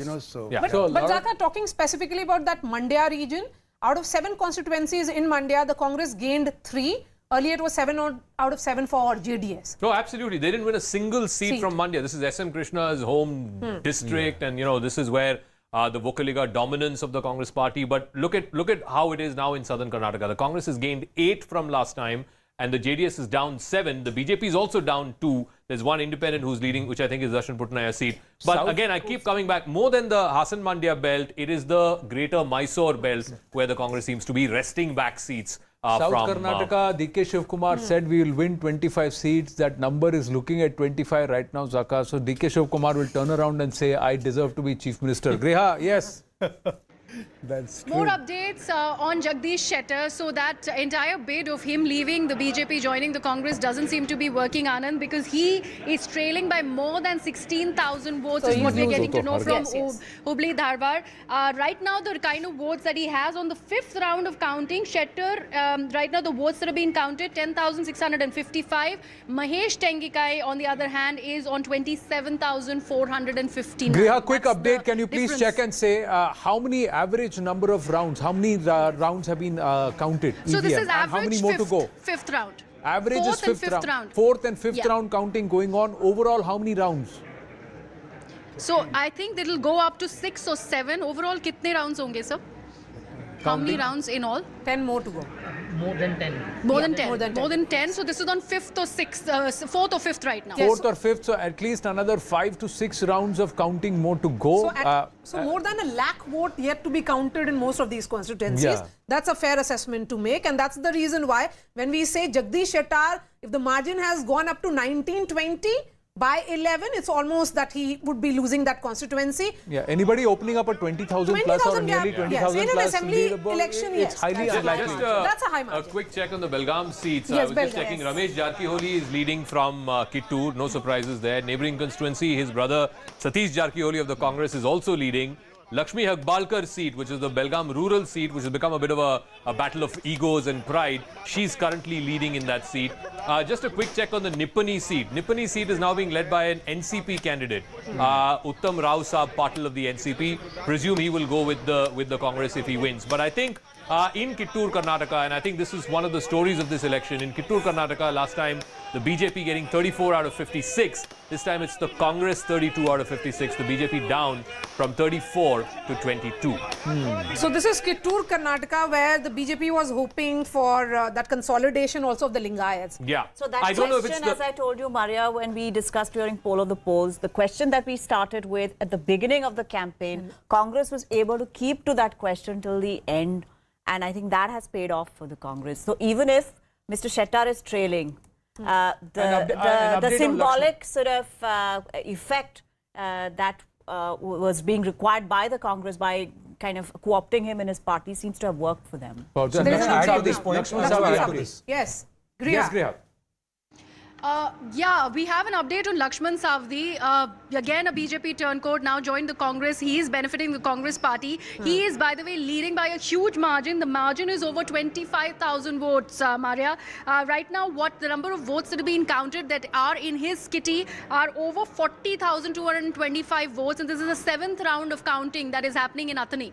So what it's worked interesting. for him? No, what worked for Yes. last time when he won on a BJP ticket, he won by a margin of 2,300. So right now, he's leading by 25,000. So I think clearly, look, rural parts of Belgaum, Bagalkot, Bijapur, that whole North Karnataka belt, the rural parts, it seems like, the Congress has made some significant inroads. Like I said, in Kittur, Karnataka, it's flipped almost. The Congress is at 32 out of 56, the BJP only 22 out of 56. Last time around, it was the other way around. It was 34 to the BJP and only 19 to the Congress. And I think that story, it's not just Savadi. Shettar may be losing his own seat because it's a city seat, but the rural seats, Athani being a classic case, it's fascinating. Last time winning by 2,300 votes, this time leading already by 25,000 votes. So I think you can safely say that Lakshman Savadi, he seems to have benefited from jumping from the BJP. One word from Griha. Griha, quickly give us some update on Mr. Parmeshwara. In the meanwhile, comment on this, Prakashji. What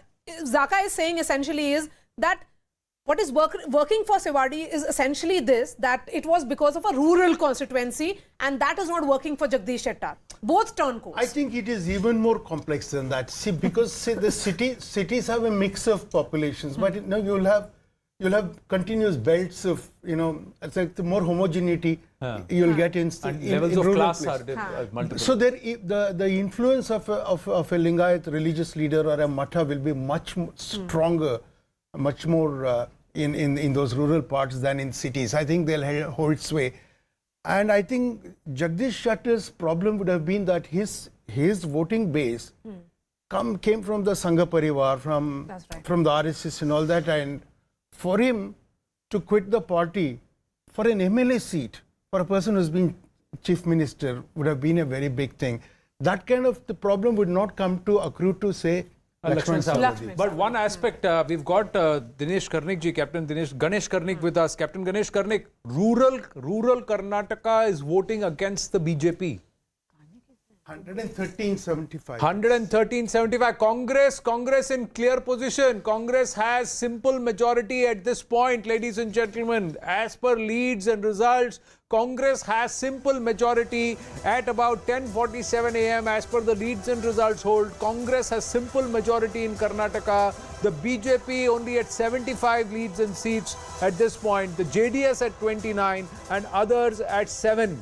Congress past the halfway mark, and if these trends hold, they should go towards a comfortable majority. Rajiv Gowda ji, moment to savor, 10:47. Confidence of the Congress party manifest on the leaderboard. Well, I'm happy to see those numbers. I'd like to see another 10-20 seats added to our kitty. So I'd wait to celebrate for another couple of hours. Thanks. So you still first win comes in. Yes, Griha. Yes, Griha. Okay, Chitradurga, we're getting the first victory from constituency number 98 goes to the Congress party. In fact, still counting. It's called Challakere constituency. T. Raghumurthy of the Congress. I believe he is leading in that constituency. Okay, and as per the Election Commission website, it's 114 for the Congress, the BJP at 71, Independents 3. And the JDS is at 32. 32. JDS. So they have more or less, it's not that bad as they have not slipped below 30. So what is that percentage? So it comes from when you look at the overall Karnataka. The percentages on the Election Commission right now are 43.1% for the Congress, 36.1 for the and BJP, 12.9. 12.9 JDS. So then in that case, 12.9 translating into 30 or even 29. No, but I think it'll come down. I think many of these are close fights. These are in southern Karnataka. What is surprising for me is JDS has got 3 or 4 seats In other regions, Appa Gowda is leading from Basavana Begadi, again on the JDS seat. You have from Devdurga, Mr. Karema is leading of the JDS ticket. From Gurmeetkal, Sharna Gowda is leading. So some of these people are folks who've not been given tickets either by the Congress or the BJP. From Aurad, again, Prabhu Chavan of the JDS is leading. Well, JDS is leading in Bidar, is leading in Badami. That's what I'm saying. So it's outside its traditional belts. 28 seats out of the Narayanji is with us. 12 that they fought. Narayanji, good morning. Not a very good morning for the BJP, the way the scoreboard is looking right now. Congress way past the halfway mark, 116 leads. BJP only at 74 so far. So let us see, it is still very early to come to, it's a very closely fought election. Now Congress party is leading, we agree, the Congress is leading in most of the constituencies and we are in the second position. Let us see, wait for... You are saying you will make up 38 seats, sir? You are saying you will make up 38 seats. Rajiv Gowda ji, Ashwath Narayan ji believes 38 seats, this gap can be narrowed. 38 seats to 112. I don't think so. You can't say even last time, see, in the 2018 election, in 2018 we were leading in 125 constituency. But Mr. Ashwath Narayan, what do you think did not work for the BJP? What are the reports that are coming in from polling, the counting centers? We, in the state, we were not, the good work what was done by our government, we were not able to showcase it very strongly. Probably we could have done it much more strongly because Bharatiya Janata Party, we have done extremely well as in a government, we have done extremely well. It is disheartening to see Congress party leading. Anyway, we need to accept the verdict of the people. Let us see, wait and watch. The rural-urban divide is also very visible. That the BJP seem to be doing well in urban centers and the Congress is taking away those rural pockets from you. We are doing, actually, the acceptance of Bharatiya Janata Party is extremely good, to be very frank with you. This election, we need to analyze much seriously and deeply how things went wrong. And I am of the fullest confidence. Bharatiya Janata Party has done extremely well. We can debate, discuss in all aspects. Congress party per se, I don't see, though the verdict has come in their favor, we need to accept, but it's a party, it will be a disaster for the state of Karnataka. Dr. Ashwath Narayan, just a quick question on the Bangalore city seats. Yes. It seems like the BJP is doing better than last time. 16 seats where BJP is leading, 15 seats where Congress is leading. In Malleshwaram, last time I think you had a 50,000 margin. This time, what are you expecting? Definitely, we are looking for the same margin in this election also. We're looking for the same, achieving the same margin. Let us see, we are still, the 8th round is completed. We are having more than 20,000 lead is there. But Bangalore city, out of 28, what is your expectation? Out of 28, right now you're leading in 16. Yeah, we are expecting 16 to 17 constituency in the city of Bangalore. We are planning to win not less than 16 to 17 out of 28 constituencies in the city of Bangalore. Rajiv Gowda ji, would you see that as a setback in Bengaluru, or would you look at the overall numbers and say that we will take this?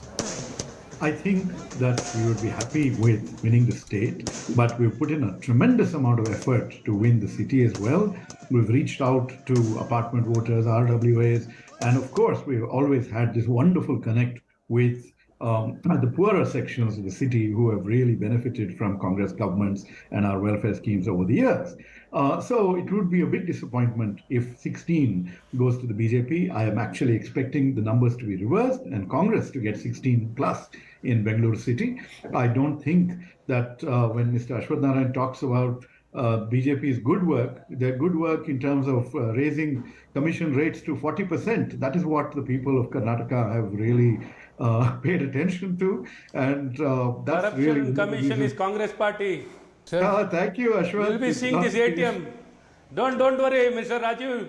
Your party is a ATM. Yours is a corrupt to the ATM core. or not, right now, Nothing but a corruption party. PCM seems to be hurting the BJP. You will be such a disaster party. Ashwath Narayan You are ji, such a right disaster now, party. You are, Ashwath Narayan ji, right now, 40% PCM seems to be hurting the BJP. BJP, I don't your want to party, 100%, 40%, 60% all belongs to you and your party. Okay, You know, okay. the vote share 100% gap seats between the are BJP popular. and the Congress is now 7%. Ashwath Narayan, something must have gone horribly wrong in your campaign. Or you failed to convince the people of Karnataka for double engine. That was the calling card. No. See, basically, Bharatiya Janata Party is more strong or having more presence other than South Karnataka. South Karnataka, we were trying to expand in South Karnataka. That's how you can see even in the previous government, if you look at the voting percentage, the share of votes will be the same numbers. But when it comes to the numbers, always we used to have a better numbers. One moment. Probably we need to. Zaka has the numbers on South Karnataka. Karnataka. Mr. Ashwath Narayan, one moment. On the magic. BJP has been trying quite a bit to expand into the Vokaliga belt, into the Old Mysore belt. But unfortunately, right now, BJP is only at 8 seats out of 57. The JDS at 18, but the Congress is at 28 seats. Part of it is the caste factor, no doubt about it. And Dr. Ashwath Narayan knows this. The BJP has been trying to project Vokaliga leaders in this belt. But I think what has also happened is, since both Siddaramaiah and DK Shivakumar come from this belt, and a lot of losses have happened to the JDS as well. JDS is down 9. That has gone to the Congress, including Nikhil Kumaraswamy, by the way, who's trailing right now from Ramnagara. So I think one of the things that you're seeing in Old Mysore is a reversal back to the Congress of its fortunes. Griha has more details, particularly on the Ramnagara seat. Yeah, Griha. Yes, for Nikhil Kumaraswamy, Zaka, you were just mentioning, we now know the number of seats, the number of votes that he's trailing from. It's gone up to 14,781. So earlier, that margin was just about 4,000 votes, and now we know that it has gone up to 14,700, so almost 15,000 votes that he is trailing with. So Iqbal Hussain of the Congress is leading in that seat. Remember, last time they had a victory margin of 22,000 votes. Let's see how that story plays out. In neighboring Channapatna, Kumaraswamy last time won with 21,000 votes. This time he's currently leading in that constituency. But I think the story for the JDS is also in Mandya district, where they swept last time. This time they've lost 3 seats. Again in Hassan, where they swept last time, they've lost 2 seats. Yes, in Holi Narsipur, Mr. Revanna is leading. In Krishnarajpet, H.C. Manju is leading. From Hunsur, Harish Gowda is leading. From Chamundeshwari, G.T. Devegowda is leading. But really, I think the story is the gains that the JDS had last time in Old Mysore, a lot of it is going back to the Congress. The BJP still has some work to do before they can make serious inroads in that belt. Mr. Ashwath Narayan, you certainly would have wanted a triangular contest, but what is increasingly visible is that it turned out to be a bipolar contest towards the end, and those are rare visuals now coming in from the Congress headquarters, where their celebrations, which started perhaps at 8 a.m., is still continuing. Go ahead, Mr. Ashwath Narayan. It is too early for the Congress party to celebrate. Probably the reversal can start. I am very sure it will be the worst situation is a fractured mandate. I don't see a clear mandate, a clear, comfortable, simple majority. No party is going to get at present situation. What about JDS? And I think Congress. If we were to look at the numbers, Ashwath Narayan ji, if we were to look at the numbers right now, even if it is BJP plus JDS, still you are very far away from the magic number of 113. It is too early. It is too early. I am of all the confidence. It is too early for anything to be, the final numbers. Probably we need to wait for 2 more 3 hours. Then we'll come to the numbers, and full of confidence, Congress will no way come to the power in the state of Karnataka. What about JDS? You would have wanted them to fight a little better, perhaps, Let us see. And ensure that they remain consolidated in their bastions. That was not to be. If you look at the numbers, our strategy was very clear. We wanted a strong presence to come on our own with a comfortable majority. That was our strategy. The JDS, whatever we have, we have taken much of the JDS vote in southern Karnataka. That's how you can see some numbers of Congress increasing. It is not because people wanted Congress in southern Karnataka. No. Congress is completely unacceptable. So because of the triangle fight in southern Karnataka, we are seeing some kind of numbers increasing for. Okay, okay. Thank you so much, Ashwath Narayanji. We'll have a perhaps elaborate chat in the evening. It's already a vote share gap of 7%, Zaka. Yeah, Gap between the BJP and the Congress. It'll take a minute or so for it to load up, but I think one thing is very clear: the JDS's vote share is going down over the years. From 20 plus, they were 18% last time. This time they're 13%. The Congress is 43. The BJP is 36. BJP might have increased just a little bit. It was 36 point something last time around. It could be closer to 36, 37 this time. But 43, from 38 to 43, that's a 5% increase. JDS from 18 down to 13, that's a 5% decrease. Again, I keep going back to this. At 13% vote share, I don't see the JDS winning 27 or 28 seats. It might come down. Many of these are close fights. Many of them are under 5,000 votes margin. But the Congress's gain has largely come from the loss of the JDS. In the longer term, what is of worrying consequence for Kumaraswamy, for Mr. Gowda and his party is that this is now getting reduced to a 1 in 10 party. It used to be a 1 in 5 party before, a 20% vote share party, but now they're being reduced to a 1 in 10 vote share party, which I think is worrying for them long term. In 2018, at 36%, the BJP managed 104. Yeah. At 36% right now, they are at 76 seats. Yeah, but the conversion, it's a question of conversion. And again, I keep coming back to, North Karnataka, Central Karnataka, Kittur Karnataka, and, where the BJP maxed out, and I hope we can show this. It won big in Central, it won big in Kittur Karnataka, of course in Coastal, which has always been the BJP's belt. I just want to take these two. This is where the election seems to have flipped. This time around, the BJP is down to just 31. Yeah. Down 23 from last time. The Congress gaining 21 of those 23 losses. The Congress had 45 out of these 80 seats. This is this whole belt, from Shimoga, Chitradurga, all the way up to Hubli, Dharwad, and then all the way to Belgaum, Bagalkot, Bijapur. This belt, where just look at the you see blues here, you see blues here. Look at how it was in 2018. It was saffron all the way here. It was saffron here. It was saffron here.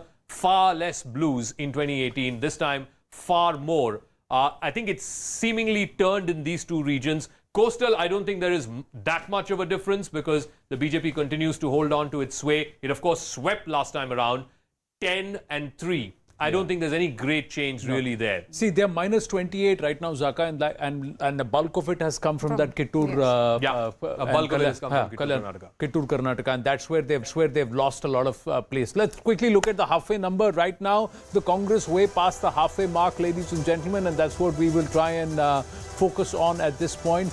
There you go. Here comes the rockets in, and the Congress is rocketing in very, very, very, very comfortably past the halfway mark. 114 is where they stand at. They've actually gone up to 115 at this point.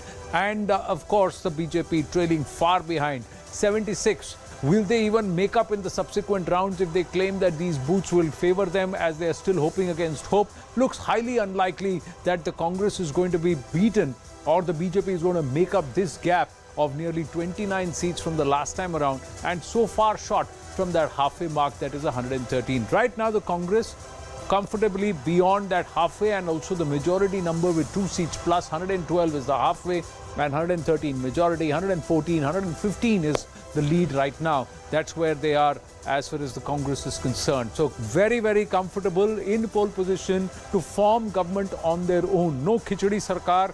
The trend very clearly shows it's a single party, not just a single largest party, but the party that will also have absolute majority to form government. At present, it is the Congress party. As the rockets zoom out, let's straight away zoom across to the live result hub in Hyderabad. Yes. First results, Anand. Congress is winning from Chitradurga constituency number 98 from Challakere. It is Mr. Raghumurthy of the Congress party winning. So that has been announced. That's the first win that's been announced. Interestingly, 98. Yeah, Raghumurthy of the Congress. In fact, in Chitradurga, other than Shimoga, most of the central districts seem to be going with the Congress this time around. From Kudligi, a Congress candidate is leading. From Sandur, again, a Congress candidate is leading. That whole belt from Vijayanagara, Congress candidate is leading. And I talked about Ballari. All seats, Ballari city seat, Ballari rural seat, all of those seats, it's the Congress that seems to be leading. So I think there is a there is a shift that's happened certainly in this belt as far as Congress is concerned. If you go back and check in on this belt last time around in 2018, the BJP would have got a large number. Here you go. All of these seats in the Chitradurga constituency were won by the BJP last time around. This time, the Congress seemingly doing better. If we were to look at it from the caste point of view, which is the caste which is staying with the BJP? All right, just give me 1 second as we wait for the filter to go back up. Umbrella. All right. I think the Lingayats, there is definitely a story there. I'm just going to put in the Lingayat filter. There were 67 seats that the BJP dominated last time. I think there is a story there. I think the Lingayat seats have split. The BJP has lost in some of those Lingayat seats. They're down 17 from last time. They're down to 23, the Congress 37. And those Lingayat seats are concentrated in Central and in North Karnataka. I think that's really a story. You just compare the blues to the saffron that happened last time around. Look at this. The whole thing, other than a few pockets of blue, the whole thing was saffron. This time it's almost the inverse of it. Zaka, if I may add to the Lingayat point, what we are seeing, because we saw the defections of some, Jagdish Chettar and others, you're not seeing a collapse of the Lingayat vote for BJP, but you're seeing a major erosion of it. So it's got split. So the numbers are very clear.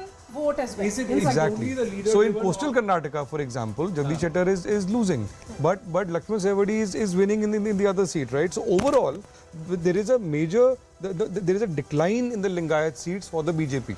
It's not a wipeout, but there's a major that decline. Is it only because of the leaders, or is it also because a lot of the mathadishis, the mathas among the Lingayats, are not very happy with the way some of these mathadishis were even asked for commission or bribes?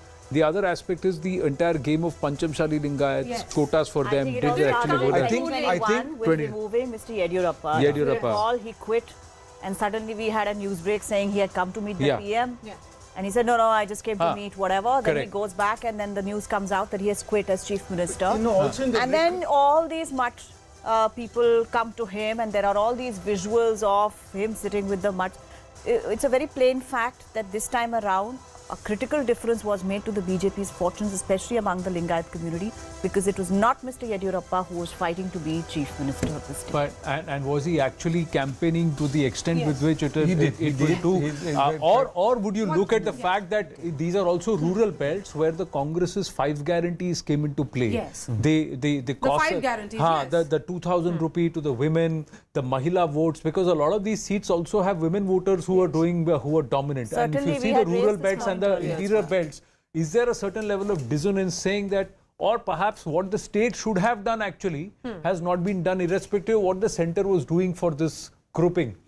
And the result may be different in 2024 Lok Sabha, but right now there is a certain punishment that had to be meted out. I'm just asking. There are two things. One is that when you look at many of these central government schemes, they matter in relative terms much more in North India than south of the winters, simply because there are different levels of living. No, saying no. But may make another point. Here's an addition. So center and state, it will be different elections. So they are anyways benefiting from the central schemes. So this is an addition. 5 promises of the Congress is in addition to what is absolutely what is it's coming in addition. From the Those BJP. promises mattered, and also on the ground you've not had a very efficient state government, and that has percolated down. It's an election fought on local issues, and the Congress managed to keep the attention on local issues. The Congress was resisted the temptation of making it national. See, I want to make 3 points. See, the 40% government thing was a very Bangalore thing. It has not had any great effect in Bangalore, though. But there's a corruption thing that was very simmering in rural Karnataka, especially in the parts that he's showing of recruitment. That there was a recruitment scam, but it never made big news in our papers. But there was a great deal of disgruntlement about that. And 2, it's not just Lingayat votes; it's the ST votes that seem to have gone there. That's why I'm saying you should look at those numbers. I don't know whether we'll ever get it correctly, but I think that also is something you need to look at. It's not just the Lingayat votes. I think. I'm just looking at central Karnataka again. This is Chitradurga, Davangere, Haveri, Shimoga. Chitradurga also, we tend to forget that whole scandal in that matha was in this belt.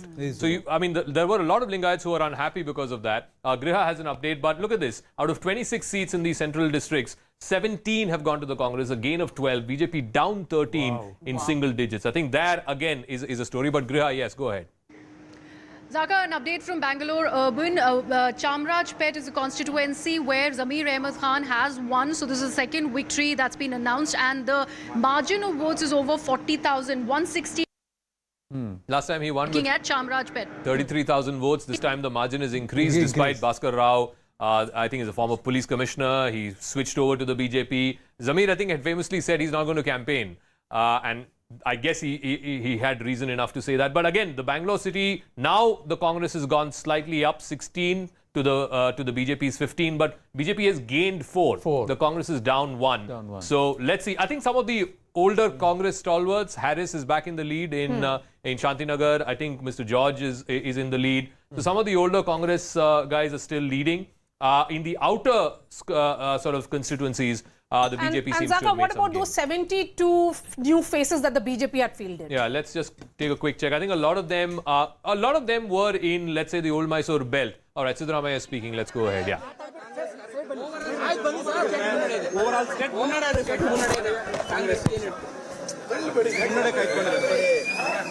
Congress ಪಕ್ಷ ನಮ್ಮ ಅನಿಸಿಕೆಯಂತೆ ನಮ್ಮ ಲೆಕ್ಕಾಚಾರದಂತೆ ಮುನ್ನಡೆಯನ್ನು ಸಾಧಿಸಿದೆ.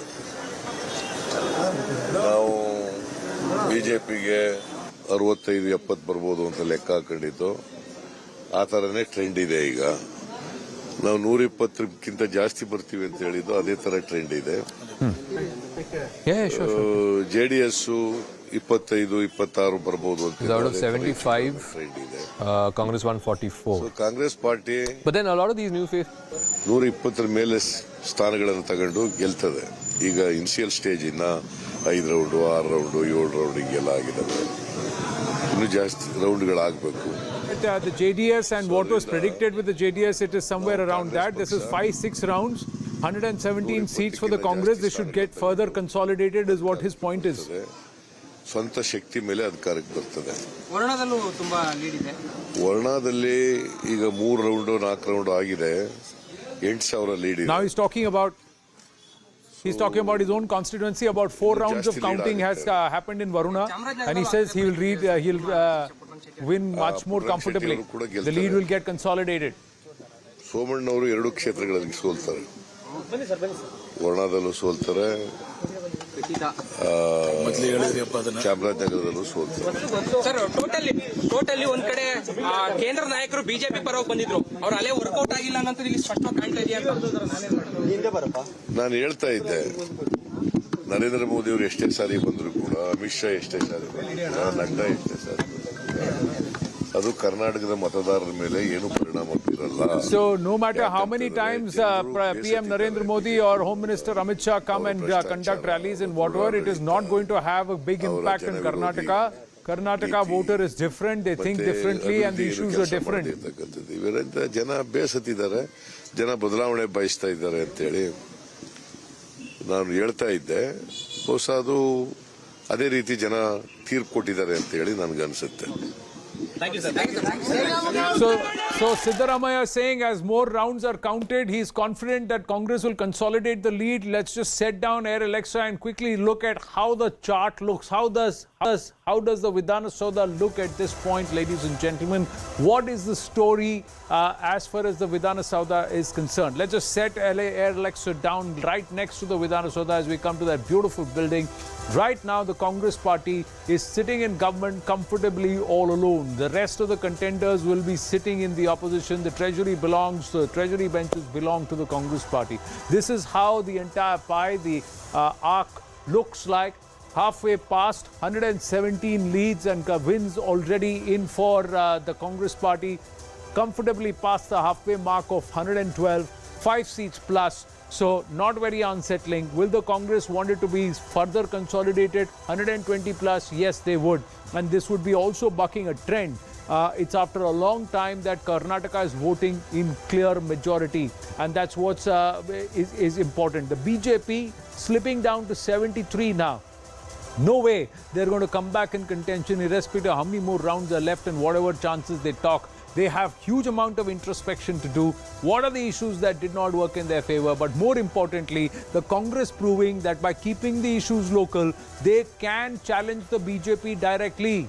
They can fight this election, and if they can win Karnataka 224 seats and come back and fight like this, does that set a template for the other states that will go into the polls ahead of Lok Sabha 2024? And how does this place the Congress party overall? Of course, the local story right now in Karnataka is who is going to be Mukhyamantri. And there it's not just DK Shivakumar and Siddaramaiah. There is another person who's thrown in the hat. G. Parmeshwara has come out and said a Dalit should be the chief minister now. Nistula. Please find out how he's doing, from your colleague there, how he's doing in terms of his lead and etc. Because he has always maintained that Karnataka deserves a Dalit chief minister at this point. And there has been a huge Dalit consolidation and ST consolidation for the Congress in these elections, and therefore he feels that it's the right time to stake. You know, the buzz in Bangalore was that Mr. Parmeshwara is doing this at the behest of someone else. He's being sort of propped up by somebody else for this whole narrative of, the first Dalit chief minister of Karnataka. But look, I think... No, but he said this before. So yeah, he has. New. Even during the campaign, he said this. No, even previous years. Even before that. He's been saying it for a long time, and he has been deputy chief minister under Kumaraswamy. Sorry. Rajiv Pratap Rudy of the BJP is with us. Rajiv Pratap Rudy ji, namaste. Not a good day for the BJP. How do you do? The Congress seems to be not just in pole position, but absolute majority in Karnataka. Well, I've been going through all the channels, and it has been there. It looks like they have a marginal advantage. But I still, as a politician, as a representative of the BJP, would like to hold back for a few more hours. Having said that, most of you are talking in one direction. Of course, I appreciate that. But there are other channels also contemplating, and then we cannot write off JDS. We cannot write off BJP's better performance. So I'll prefer waiting than commenting, because. But this lead is so far open, Rajiv ji. It's so far open. 118 seatons mein some wins confirmed for the Congress party already. The BJP is at 72 leads right now. Do you really believe that there can be a comeback possible with about 5 to 6 rounds more of counting to go? You see, I've been contesting elections for a very long time. And that's why I always reserve my opinion. My excitement or my failures or my defeat, I do not come back to it as fast as most of you would be doing it. Because for you, it's of course a very exciting, for the viewers, of course, it's very exciting. It's like a match which has to end with few balls. But for me, it is always wait and watch, and then we conclude. And then we have things to say after that. So please excuse me as far as claiming a victory or claiming a defeat. But looking at the trends, Rajiv Rudy ji, see rural Karnataka, core belt of Lingayats, and even the tribal dominated seats, all these are swinging towards the Congress party. So I'm not talking... कुछ तो अध्ययन करना होगा sir. मैं अध्ययन करने के लिए यहाँ नहीं बैठा हूँ, और ये मैं बिल्कुल स्पष्ट रूप से आपको कह रहा हूँ कि मैं अध्ययन करने के लिए यहाँ नहीं बैठा हूँ. चुनाव हो चुके हैं, परिणाम आ जाएंगे 2 घंटे के बाद. आप प्रत्यक्ष रूप से मुझसे पूछ लीजिएगा कि परिणाम क्या हुआ, नहीं हुआ, और क्यों नहीं हुआ, और क्या होना चाहिए था, और क्या करना चाहिए. जो रुझान है, इस पर सभी विश्लेषण पर हम आ जाएंगे. But the point which you are saying is that you are asking me to admit defeat. Is what which no, I'm not asking you to admit defeat. I'm looking at it and saying, is this not below par for the BJP? You have the entire freedom. You have the entire freedom to discuss and tell me that, look, watch out. It's dangerous ahead. I'm watching out. I'm listening to all of you. I've been listening to all the channels, and there has been ups and downs. Of course, I see on the figures which is rolling out on your screen. Yeah, you are 118. BJP is 72. Others are 7. There is something with the JDS as well. So why can't we wait? And please carry on with your analysis of all the places which we have lost our victory. But we will wait and confine myself to the outcome, which will happen in about 2 hours from now. Rajiv Pratap Rudy ji, I wanted to know, when we look at these numbers, even if it is not as per your expectations, 72, is there a sense that perhaps that gamble that the BJP went for, which worked in multiple states, including Gujarat, did not work here because you went in and changed 72 of your faces and went for newer faces? That could have, been played differently because several veterans actually quit and went, jumped the ship? Well, that is a thing which I would love to discuss, and I would still say the elections were very localized. The state issues, the division of the voters, the rhetoric which was built up. We have to look into it. But I did see that it was a lot of polarization of a different kind. And there weren't any national issues involved as far as Karnataka was concerned. So it does happen in the states, and we have seen this happening in the states. When we talked about Gujarat, it was 100%, we would say, a nationalistic elections. And when we look at Karnataka, it was an election voiced at that point of time and that state. So there is a difference. And we are not seeing a national mandate for these elections. So that is one thing which actually has been obvious in this election. But you would also admit... This is my take on what you have said. You would also admit, Rajiv ji, that the fact is that when parties are able to keep the issues local, the BJP finds it difficult. And the Congress now has a handle to show that by keeping the issue local, they can get the better of the BJP. This could be a kind of analysis on your part, but we always want to make it a national campaign, and which of course is a larger and a more profiled campaign. But unfortunately, the states do go for poised and pinpointed situations in the state, which we are seeing it. So every political party does have a strategy. I think Congress may have had a strategy, but at times it also doesn't work. And when local elections or the local politics aligns with the national politics, it becomes very different. And that is what I have been observing for a while. Another lesson perhaps for the BJP, as Rohan Gupta of the Congress party joins us, is that when you claim a double-engine sarkar, then both engines have to fire on full cylinders. So it can't just be the Prime Minister and the centre, the front engine. The rear engine also has to do well. Rajiv ji? Would you agree? Rajiv Rudy ji, would you agree that when you claim a double-engine sarkar, then both engines have to fire on full cylinders? You're asking me? Yes, yes. You're asking me, Rudy here? Yes, Rajiv Rudy ji, yes. Yes, of course. And I think you have got you got it very correct. And then if there is a disconnect, because we have a huge momentum, as I can see, even I come from the state of Bihar. Despite all the changes which has happened politically in that state, we see a huge momentum when it comes to the Prime Minister. And I think the Prime Minister did extremely well in Karnataka. But maybe the rhetoric which was built up locally was far too strong for the national campaign, which could have been, because Karnataka we have seen has been a lot of BJP for a while now. So where was the miss? I will still not admit that there is a miss at this point of time, but this needs to be analyzed, and local politics did prevail.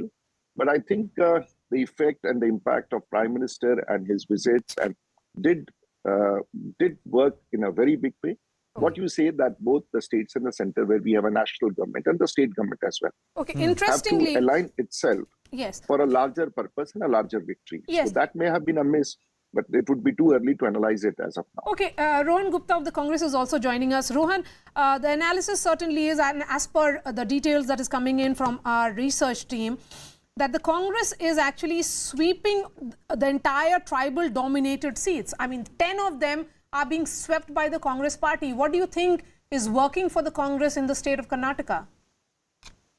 I have been in Karnataka for at least 45 years. One thing is very clear. BJP needs to understand that they cannot fight all the state elections like in Sabha style. You have to localize them. You cannot have same rhetoric, same issue, insult of Modi ji and all, because at the end of the day, you need to see what you have delivered to the people in the state. See, you should not forget that BJP was in power in Karnataka for 5 years. For them, it was very easy. If they had worked on ground, it was very easy for them to communicate to people.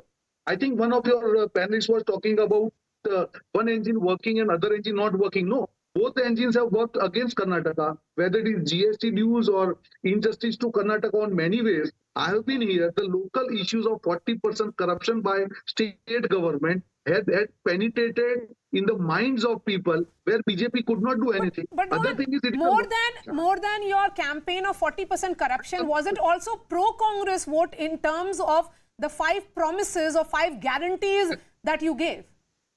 That was I was about to tell you that. At the same time, when people knew that it's a 40% corruption government, we ensured before 1 year that all our 5 guarantees, they penetrate well with the people. Okay, people are not happy with BJP, but what is the alternate? You cannot fight and win elections always on negative narrative. You have to give strong alternate to people of Karnataka. That's what we gave. We did press conferences of all our CMs there of the delivered scheme in their state. Suppose Gehlotji came, he spoke about what we delivered in Rajasthan. Chhattisgarh CM came, he spoke about Chhattisgarh. Himachal CM came, he told that he finished.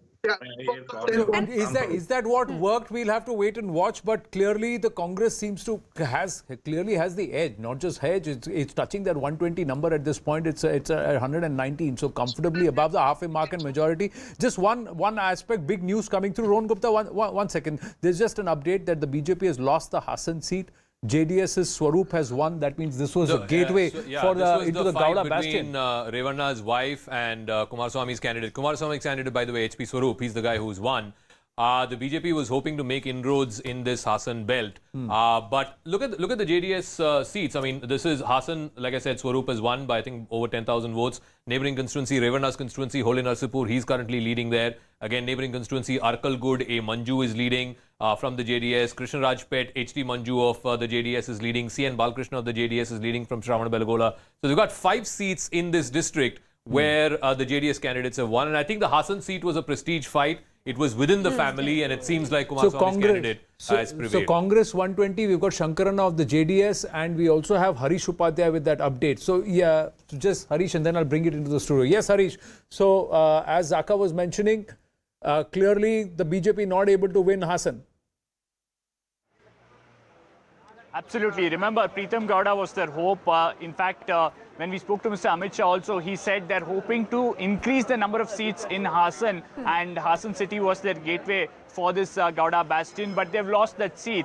There was a fight within the family itself. Remember, Kumaraswamy was backing Swaroop, Revanna was backing his wife, saying that it should go to Bhavani Revanna there. Finally, Deve Gowda deciding that it will go to the local candidate Swaroop then getting the support of Kumaraswamy, and now he is likely to win this by around 8,000 votes, and that's a huge defeat for Pritam Gowda. Even Mr. Amit Shah had campaigned there. The BJP had excessively focused on Old Mysuru. Mandya and Hassan were 2 crucial regions, and both these places they haven't made any gains. In fact, they've lost the seat in 40 seats plus from 2018 for the Congress. In fact, more than 40 seats, because if they were down, they were defections, they lost ground, but they've made such phenomenal ground. Now it's 119, 120. That's where the leads are. Just bringing it back, Shankarana of the JDS also with us. So JDS also losing 11 seats, Shankarana ji. So 37 to now 26, and you will be sitting in opposition if these leads hold, if this status prevails. Good morning, sir. Good morning. We are still hopeful and will wait till 2 o'clock. We are still hopeful and will wait till 2 o'clock. But one thing I would like to say, if Congress again gets a simple majority and forms the government, the people of Karnataka have lost a golden opportunity to have a regional party of its own. Because again, Karnataka will be run by the people sitting in Delhi, be it Khalsa Banduri issue or the border issue. And not only that, who will be the Chief Minister of Karnataka will not be decided by the people, but nominated by the Congress as per their whims and fancies. That is the worry. That is the reason I wished. No, but the Congress party fought these elections on a very local issues. It were the local leaders, Mr. Siddaramaiah, Mr. D.K. Shivakumar, who were fighting the elections. It was not anybody from centre.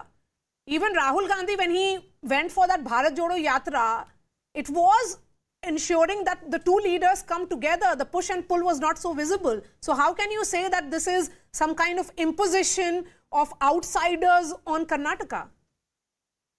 If that was the case, why at the last moment, Congress, which said they will ban PFI when already PFI was banned, they also, like the BJP, tried to lure the Muslims and they tried to fool the Muslims. And You know, the other I side, just have an update. the Sorry, sorry, I'm interrupting. In Kolar, surprisingly, the JDS seems to be doing well, including in Kolar city seat. Remember, Siddaramaiah was contemplating. He had, in fact, even announced publicly that he'll fight from Kolar.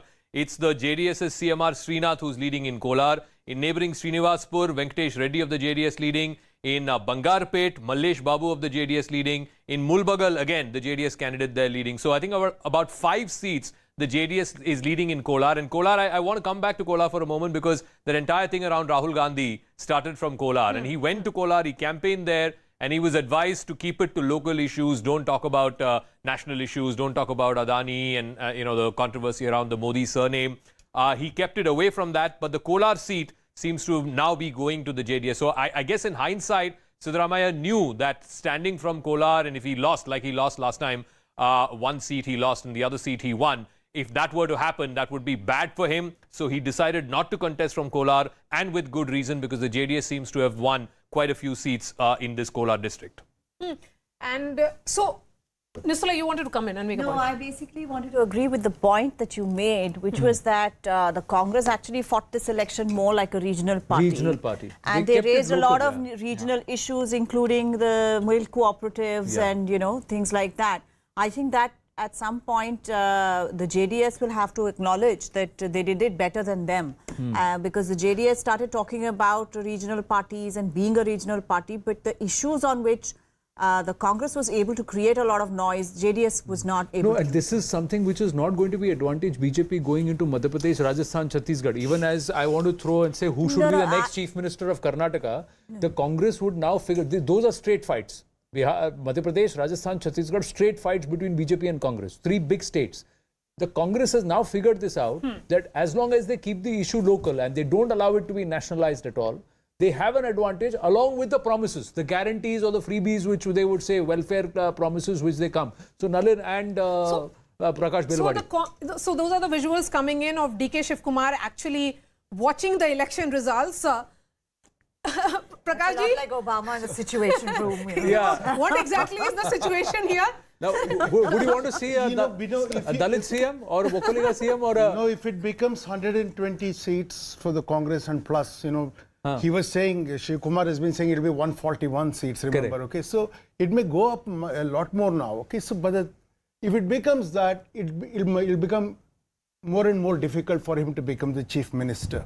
Then what will the story be? See, the tribal seats winning I'm telling you, that's an issue I don't understand, because something happened with that reservation idea, the internal reservation and all that, and it has put off the ST votes. I can't make out what has happened. So It's a massive, massive 15 seats. Full sweep. Yadurappa's house from the Punjab. 12 ST reserve seats, 12 of them have gone to the Congress, only 2 to the BJP. And ST Naikas were a big, BJP vote bank, as it were. But look at this. I mean, it's a sweep. I mean, maybe it has something to do with the protests that were held outside Yadurappa's house in Shimoga, by the Banjara community. Signaled at that moment itself. Actually, as soon as the reservation idea was, they went and protested in front of Yadurappa's house. Yes, they did. Right. The Banjara community did. Yes. They said that their share of the pie was being taken away or reduced. It's about how you communicate that reservation and thing. Siddaramaiah then oversimplified it by saying 75% reservation. So went out and said everybody will be kept happy if I come back. Now, who should be? See, the other thing I will tell you is that including BJP supporters in Karnataka, in urban areas certainly, will be happy with the result, because they are really tired of this. Khichdi. Yeah, because, it's this 40% happens because of that too. Clear mandate is important, but who should be the chief minister? No, I feel like if they make Siddaramaiah the chief minister again, see, Siddaramaiah's issues, he was not like that as he came into power, I'm talking about Siddaramaiah from the 80s, he was not like this. He was a very business-minded, very focused. He was the finance minister and all that. I don't know who got him to get into this identity politics thing. Now he's committed because he's made so many statements. He'll have to stick to that story. And because it is just turned, whatever the Supreme Court verdict finally will happen, once you touch this internal reservation issue in Karnataka, I'm telling you, it'll boil for at least two he got into hot terms, water in 2018 because So he you spoke think he about shouldn't be Lingayat being CM? a separate religion. the thing is, like, for the Congress, because of what you said. See, if you concentrate on regional issues, JDS will increasingly become irrelevant. That's the point. Yeah. See, look at the Vokkaliga vote, for instance. See, the Kolar Vokkaligas are very different from the Hassan Mandya Vokkaligas, okay? See, they're Gangadakara Vokkaligas, these are Marasu Vokkaligas, they're Telugu speaking, all kinds of things are there, okay? So, a pocket of them seem to have gone in one direction, you know? Yeah. So, if you see that map there right now, Yeah, it's this is the gone. Kolar belt. It's all gone to the. See, all that is the thing, you know. This change has indeed happened. It's not business as usual now. So, if a consolidation happens as a bipolar election, it is definitely advantage Congress because the old Dalit communities and the Muslim vote can come to them, and Siddaramaiah's Ahinda may work. But it will also have repercussion because then there'll be a polarization. We have BK Hariprasad, leader of opposition in Karnataka Legislative Council, now joining us. He is also former General Secretary of the Congress Party. Mr. BK Hariprasad, it's certainly good morning for the Congress Party and a much needed one after a very, very long time. Great morning for the Congress and the country, Maria. The results has come out very clear that Congress is ahead of all the political parties in the state. BK Hariprasad ji, namaskara. This is Anand Narsuman here. Congratulations. It looks like you are all set to form government if this position stays. But does that also mean that the Congress now stands up and tells everybody that we can challenge and defeat the BJP in states in direct confronts? No. Bharatiya Janata Party is no issue. The so-called Vishwagurus and Chanukyas, the way they entered Karnataka during the elections, they had no face to face the people of Karnataka because they were never seen during the days of COVID. They never came around Karnataka when there was a flood and rain. When there was a landslide in Karnataka, nobody came in. And at least there was a tradition, whenever there is a natural calamities, Prime Minister, the Home Minister used to have an aerial survey. These people never turned up towards Karnataka. Only during the elections they have come as election machinery.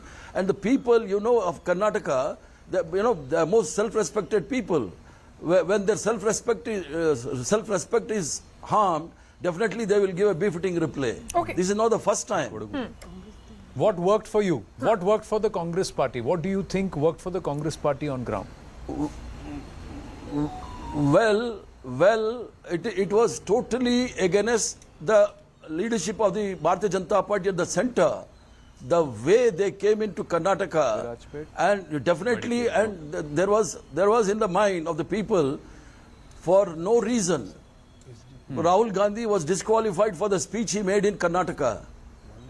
And for no reason, they tried to blame him for the OBC issues. One second, OBC issues. Okay. And the OBCs have given a befitting reply that we are the pioneers in the reservation. Right from the days of Nalvadi Krishnaraj Odeyer, the reservations is on in Karnataka, and we need not learn from the people who are anti-reservationist.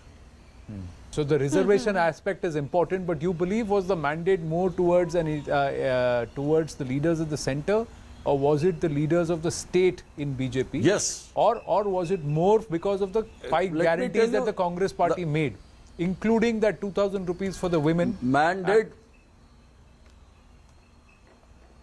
Yes, sir. Mandate was very clearly against Mr. Modi and Mr. Amit Shah and Mr. Nadda, because they were behaving like a state president and the state home minister and the state chief ministers. None of the state Bharatiya Janata Party state leaders were projected during the elections as if the elections were for the Delhi. But Mr. And the people have given a befitting reply to these people. Are you not discounting the positive campaign of your party? You were coming with an alternative. You were talking about 5 guarantees. You were not just looking at negativity. So tell us about that, sir. What do you think worked? Was it just about anti-BJP vote or some aspects for you?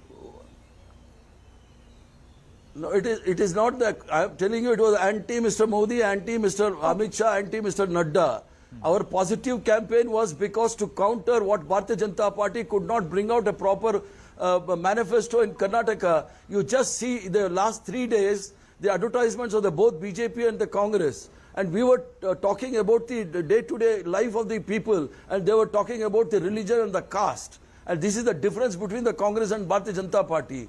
We were responding to the people's woes. So, Mr. Hari Prasad, just an update that Lakshman Saudi, who defected from the BJP and joined you, he's won from Athani. So that's one big win that has happened. Let me ask you, the question now is who will be the next Chief Minister of Karnataka? So do you have a preference or do you have a name in mind? You know, this is nothing new to me. I've been in the party for a long time and in the ACC. And this question is basically as to only Congress. Congress has got a tradition and practice. After the elections, the elected MLAs will give their opinion to the High Command. High Command, after taking the opinion of the MLAs, they will decide who will be the leader of the But in your wisdom, who should it be? Well, it is for the High Command to decide after taking the opinion of the elected MLAs. But BK Hari Prasad ji, this election was fought by Mr. Siddaramaiah and DK Shivakumar. It will be settled between the two of them. Do you think that? Or there will be other stakeholders as well? Mr. Parmeshwara believes that Dalit should be a CM. Maria, you know the tradition of the Congress party, right through, it is the opinion of the MLAs which is being collected by the observers, and then with consultation with the High Command we will decide the Chief Minister. People have the aspirations, everybody has got nobody is a saint here like Bharatiya Janata Party, though they call themselves saint and they want everything worldly pleasures on the earth. It is not like here in Congress. Okay, we last have fought question. the battle, and whoever Last question, will the Congress now tell other regional satraps, you know, in Mamata Banerjee, in KCR, in other leaders, that they are the real party which can take on the BJP, because it's about 100 of the opposition. Yeah, it's about 150 Lok Sabha seats where there'll be a direct contest between them. Well, Maria, let me make it very clear. At the national level, it is the Congress party alone can fight Bharatiya Janata Party. As far as the regional parties are concerned, they are the satraps at the regional level. They will fight BJP. There is no doubt about that. At the national level, it is the Congress party alone has got every unit in every villages to fight Bharatiya Janata Party and its fringe elements. So do you think this settles the entire argument as to who is going to be the fulcrum of the opposition for Lok Sabha 2024? Does this win in Karnataka settle it? Well, definitely, because it is not the first time. Way back in 79 also, when Indiraji was disqualified, it was Karnataka which gave a befitting reply to the anti-Congress forum. Now the anti-Congress is BJP, and definitely we have given a clear signal for 224. And you may say that in 2019 also the same issues were there. For that best answer, Mr. Malik, the former governor of J&K, has given how they won in 2019. BK Hari Prasad ji, thank you very much. And Once congratulations. again, congratulations are in order, because it looks like the leads are settling. Thank you. We would have loved for you to answer who you think should be the next Chief Minister, but we'll wait and watch. Thank you so much. Yeah, I stick by my old theory. I think Siddaramaiah will be Chief Minister, there will be a Vokaliga Deputy Chief Minister, and possibly a Lingayat Deputy Chief Minister, because the Lingayats have voted so much. So what happens to the Dalits? Yeah, he's leading in Bableshwar. Last I checked, I think he's leading in Bableshwar. I think now his stock will also be quite high, looking at how Sure, the party MP has Patil, done. no? And what MP happens to Patil. Mr. Parmeshwara then? I don't know. So he'll have to wait a little longer. I don't know. Where the leads seem to be consolidating, we'll just check if Griha's got another update. How many rounds already?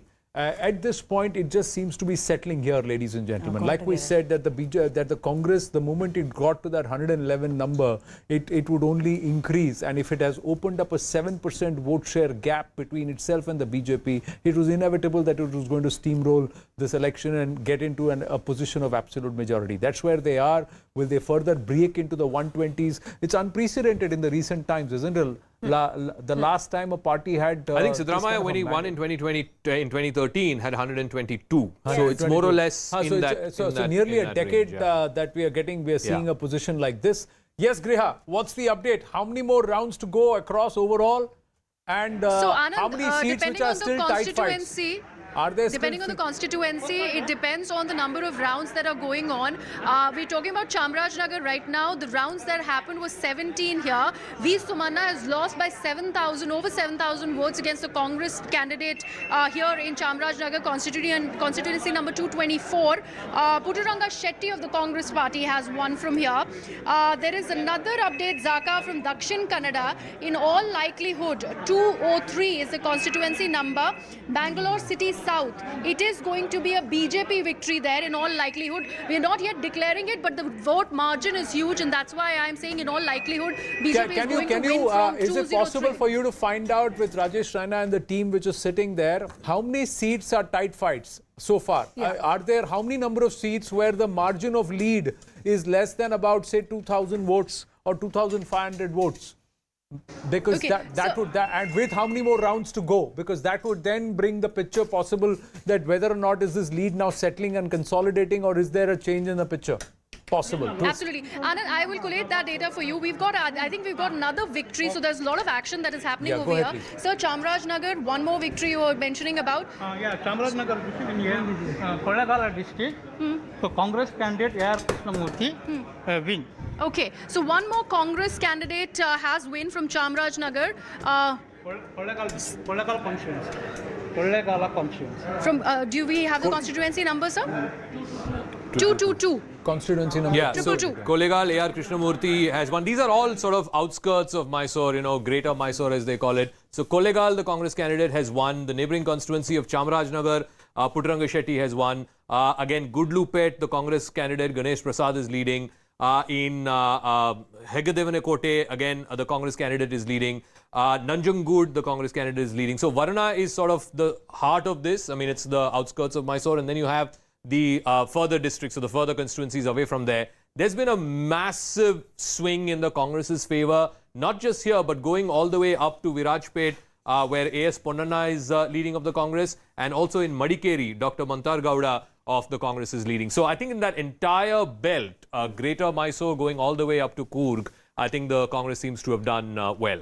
That's amazing. Yeah, 120. See, that number of 120 has arrived. In fact, were you the one who took the call, the punt that day and said, so we had internal bets. Internal we had punt, internal and Zaka was bets, the one who said 120 Congress, but and I now, guess, So, and 80 BJP, there they are about 8 shots. I've done the same in my office, but I haven't received any congratulations. Any congratulations so far. So I will be sending a message. But the point is that there is a huge, one is this aspect of who's going to be Chief Minister of the Congress party, but for the BJP, this is a big, rap on the knuckles. Oh, absolutely. There needs to be, I'm very, very clear about this. The BJP needs to find a new leadership in the state. I don't think Mr. Bommai is the person who's going to lead the party for the next 5 years. Griha has more updates. Yeah, Griha.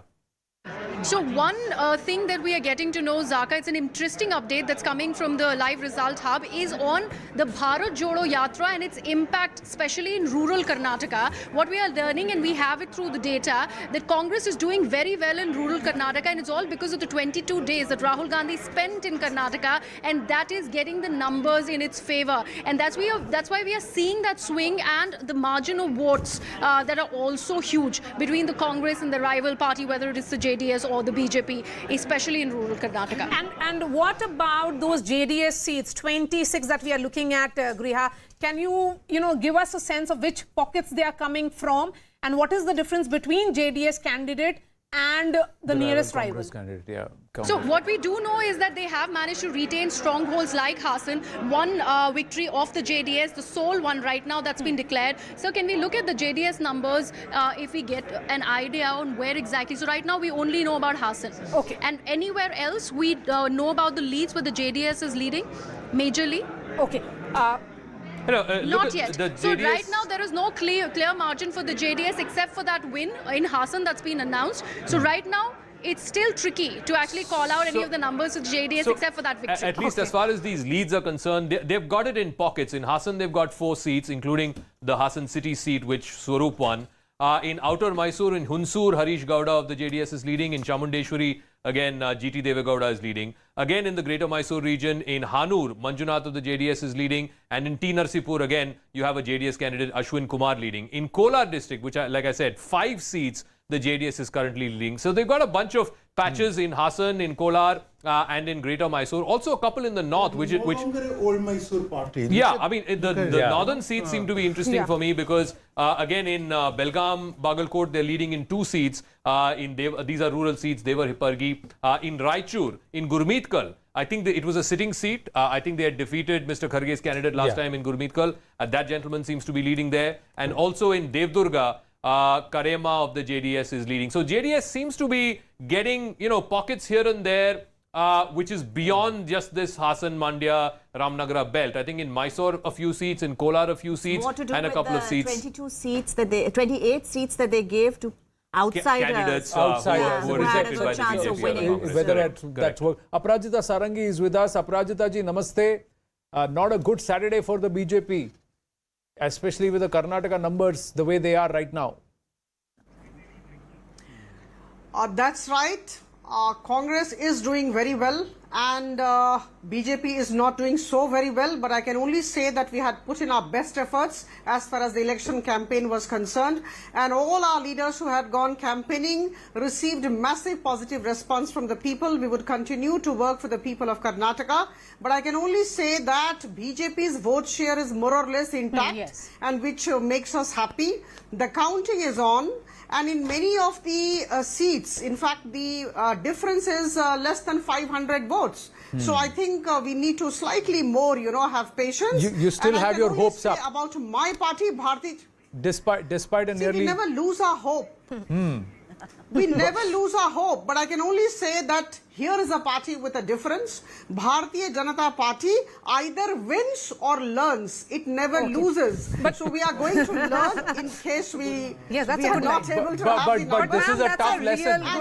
But a tough lesson, Aparajita ji, tough lesson this one. Because Karnataka mein sabne bahut kuch effort lagaya, but there are some strong lessons. Bharat Jodo being dismissed. Now the data is coming through saying that wherever Bharat Jodo went and wherever Rahul Gandhi went, the Congress has reaped benefits. See, I would not look at the Congress. I would look at my chessboard, the way we have played. We would be going back to the chessboard and we would see where we went wrong. In fact, we had put in our best efforts, as I said, and we had a good strategy too. Our Prime Minister and others had received tremendous response. So I'm sure something must have gone wrong with our way of working. We would look into it and we would correct ourselves. Ma'am, will you accept that perhaps what may not have worked for the BJP and visibly has not is that you could not convert this into a local election while you did not have answers to the questions that were being asked by the Congress party locally? You were trying to make this about leaders coming from Delhi campaigning. See, to give answer to your question at this stage would be premature on my part. We would be going back to the table and we would be looking into the reasons. There would be a number of reasons, I'm sure, because we had put in our best. I can only say for sure, and we really enjoyed the entire campaign. And we cannot say that we did not work for the people. 5 years, in fact, all our people had worked tremendously, and that is why maybe, the vote share is intact. We would be improving ourselves. In southern India, this was the big citadel, or should I say, the window to the south. You have lost that window. Now there is only Pondicherry, which has a BJP government. Do you think... Yes, NDA government. So should you not be concerned going ahead in 2024? The catchment areas that you're looking at, Telangana you're counting as one, or even in the certain pockets in Andhra Pradesh, what happens to that?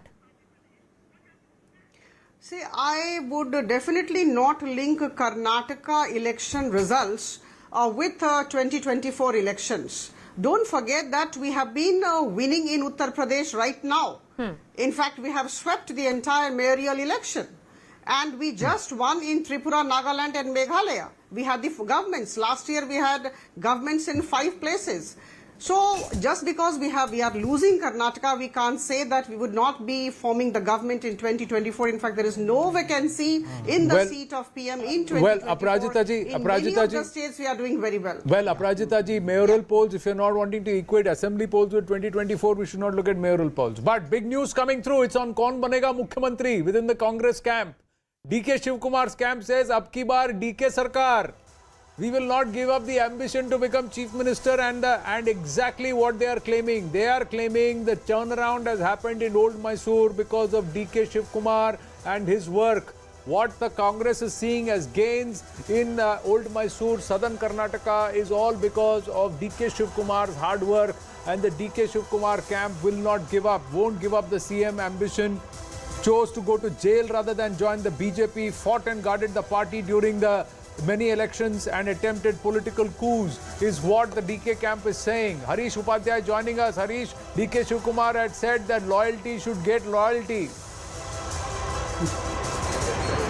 Absolutely, and they are making a huge argument. Primarily, one, they are saying that the gains that the party is making in Old Mysuru is because of DK Shivakumar. They are saying although the exact vote share is yet to be calculated, they are saying a significant number of Okaligas have backed the Congress party in various places, and that's because of DK Shivakumar, because the community believes that DK Shivakumar has the possibility of becoming next chief minister under the Congress regime. Second, they're also banking on the goodwill that they enjoy with the Congress High Command, with the Gandhi family. They also point out that he went to jail when it came to Ahmed Patel's election. He had the option of going to the BJP. He didn't take it up. He's stuck with the party. He's gone to the jail. Still, he's been loyal. And they're also making a larger point. They're saying after humiliating defeat of the Congress in 2018 and 2019 parliamentary elections, he was the only one who was willing to take up that charge and challenge and work on ground. And they are saying for relentlessly since 2019 and 2020, even during COVID, he's worked, and his contribution to the party, to the increase in vote share, should be recognized. They are saying that we will not give up so easily, and they're hoping that the goodwill that he enjoys with the Gandhi family really works for him. What about him? So he also believes in goodwill that is coming from the Dalits, and now Mr. DK Shivakumar is talking about the Okaligas. Well, if you look at the argument that G. Parmeshwar made, I spoke to him day before. Yes. He said in 2013, under my leadership, the party won. You denied me a chief minister's seat because I did not win Kortegere. But if this time I win, it's not that the doors have been closed on me. The party has been backed by the Dalits, something that's very clearly visible in the elections today, the results today. Most of the ST seats going to the Congress. So he would be making an argument that the Dalits have backed the Congress for a number of decades. Even in this election, despite the BJP, remember, increasing the reservation for the SCs and STs, they've backed the Congress in most of these seats. So he will say it's time that the Congress has a Dalit chief minister, and he's won. He's got the party majority in 2013, and his work should be recognized. So clearly all these senior leaders saying that what we've done to the party should be recognized. More crucially, Parmeshwar also said it's not just DK Shivakumar and Siddaramaiah. There are several other senior leaders, including me. They should all be accommodated, but there has to be one clear leader. How many chief ministers then? No, I think the Zakir has actually given that formula. I have always maintained that Siddaramaiah will be chief minister. I don't also think there agree will with be that. a change. If this kind of numbers, Siddaramaiah will. And he has also said that this is his last election. So No, last election or otherwise, आप ground पर जाके देखोगे ना, the only Congress leader, one of the Congress who has a pan Karnataka appeal. Yes. He's a leader who has a pan Karnataka appeal across Okay. sections of society and large parts. Wherever he But goes, Siddaramaiah draws DK crowds. really believes in his gambit for the chief ministership. Yes. I don't see him backing down very fast. Wasn't there a time when BJP had like 4 deputy chief ministers or Yes. 5 deputy chief Yes, they ministers? did. They So I guess the Congress will also do the same thing. No, but Vocaliga that will deputy chief dilute minister. DK Point Shivakumar here is further. that it's a race for the top job. Yes. Yeah. You have to have somebody who will be satisfied with waiting. Being deputy chief All minister. right. That's not worked out well for the Congress in Rajasthan. Forget about Karnataka, where DK Shivakumar is a much Bigger leader. more rooted sort of a leader than Sachin Pilot. See, I want to say this. I'm slightly of different vintage, so I may be wrong also. But I'll say this: when this happened in 1982-83, the first time it looked like the Congress will no longer be the only party in Karnataka in power. Ramakrishna Hegde, when he was brought in as a compromise chief minister, the Vakaligas and the Lingaites were brought together into the party.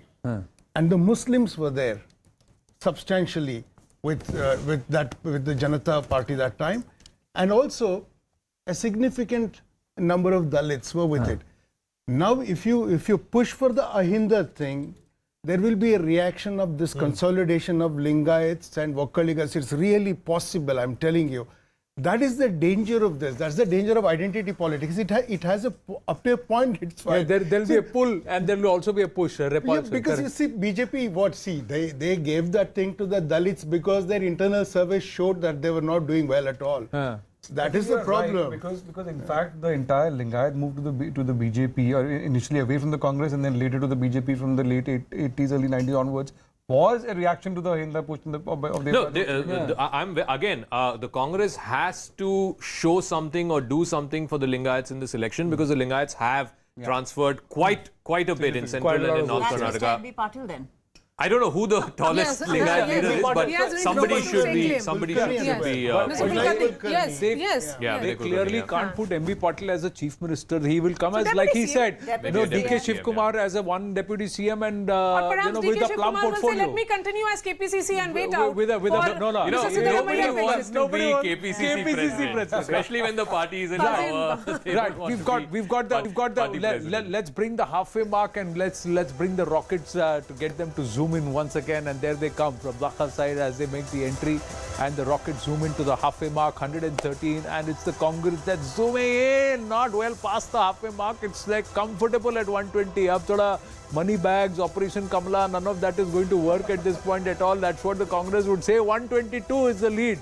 Very comfortable, sir. The BJP far behind. At 71, they have some serious introspection to do in terms of fractured leadership, whatever was organized, who was hurt, who was not, the choice of tickets, who was let go, who was not, and more importantly, did you actually understand the pain of the people on ground, or did you try to think that, okay, we can nationalize the issue and get away with it? The BJP prides itself on its electoral mechanics, but in a lot of the state elections, they have got the pulse of the people wrong. Wherever they've got the pulse of the local people right, and they've got the right leadership in place and got the organization set in place rather than infighting, they've done well. Wherever they have not been able to manage, be it Himachal or be it Karnataka, they have struggled.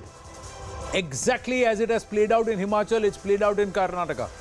Factions, everybody trying to push the other person down, deny the other person, and it has hurt the BJP. But for the Congress party, they have kept the issue local, they have used their regional bahubalis effectively on ground, and they've communicated the message where they wanted. They focused on areas where they were weak. They have also continued to consolidate on their strengths, and there has been a mood which said we want a clear government, and that clear government this time with absolute majority is the Congress party. What they do with this mandate, we have to wait and watch. Is there yet another dance of democracy or not? We have to wait and watch. But right now, it's the Congress that looks to form with the government in Karnataka. Does this set the tone going forward, sir, for Rajasthan, Madhya Pradesh and Chhattisgarh? Formula ready ho gaya hai. Sab jagah it's the same thing, Bisat, local issues, and figure it out. Yeah, not really. See, I have a theory about Karnataka elections. Just as it's a standalone election, there are no other states clubbed with it. It is a discrete category in itself. Happens in Madhya Pradesh, Rajasthan and Chhattisgarh, Telangana. That is up to those states and how those party units fight those elections, where they have, what leadership they have. Also, in terms of Madhya Pradesh, etc., the appeal of Prime Minister Modi, even in what do you call it, state elections, could translate into a better conversion than it has done in Karnataka. And let me remind you, in 2013, Karnataka had gone to the Congress, but 2014, immediately they posted the worst ever Lok Sabha election. Gujarat, they sorted their leadership out. Okay, in Himachal, the leadership was diffused, there was fractured minded for the BJP. I'm being very, let's just break it down clearly. In Karnataka also, there was huge amount of factionalism. A lot of leaders were upset without the interference of certain leaders from the center, and also with the sidelining of certain leaders on the in the state. So there was a lot of diffusion. The real issues were they actually addressed. Look at Madhya Pradesh. There is a leadership fatigue which is clear and evident. Yes. Look at Rajasthan, there is a diffused leadership. There is no clear leadership as far as the BJP is concerned. Look at Chhattisgarh. They don't have a counter to Bhupesh Baghel right now.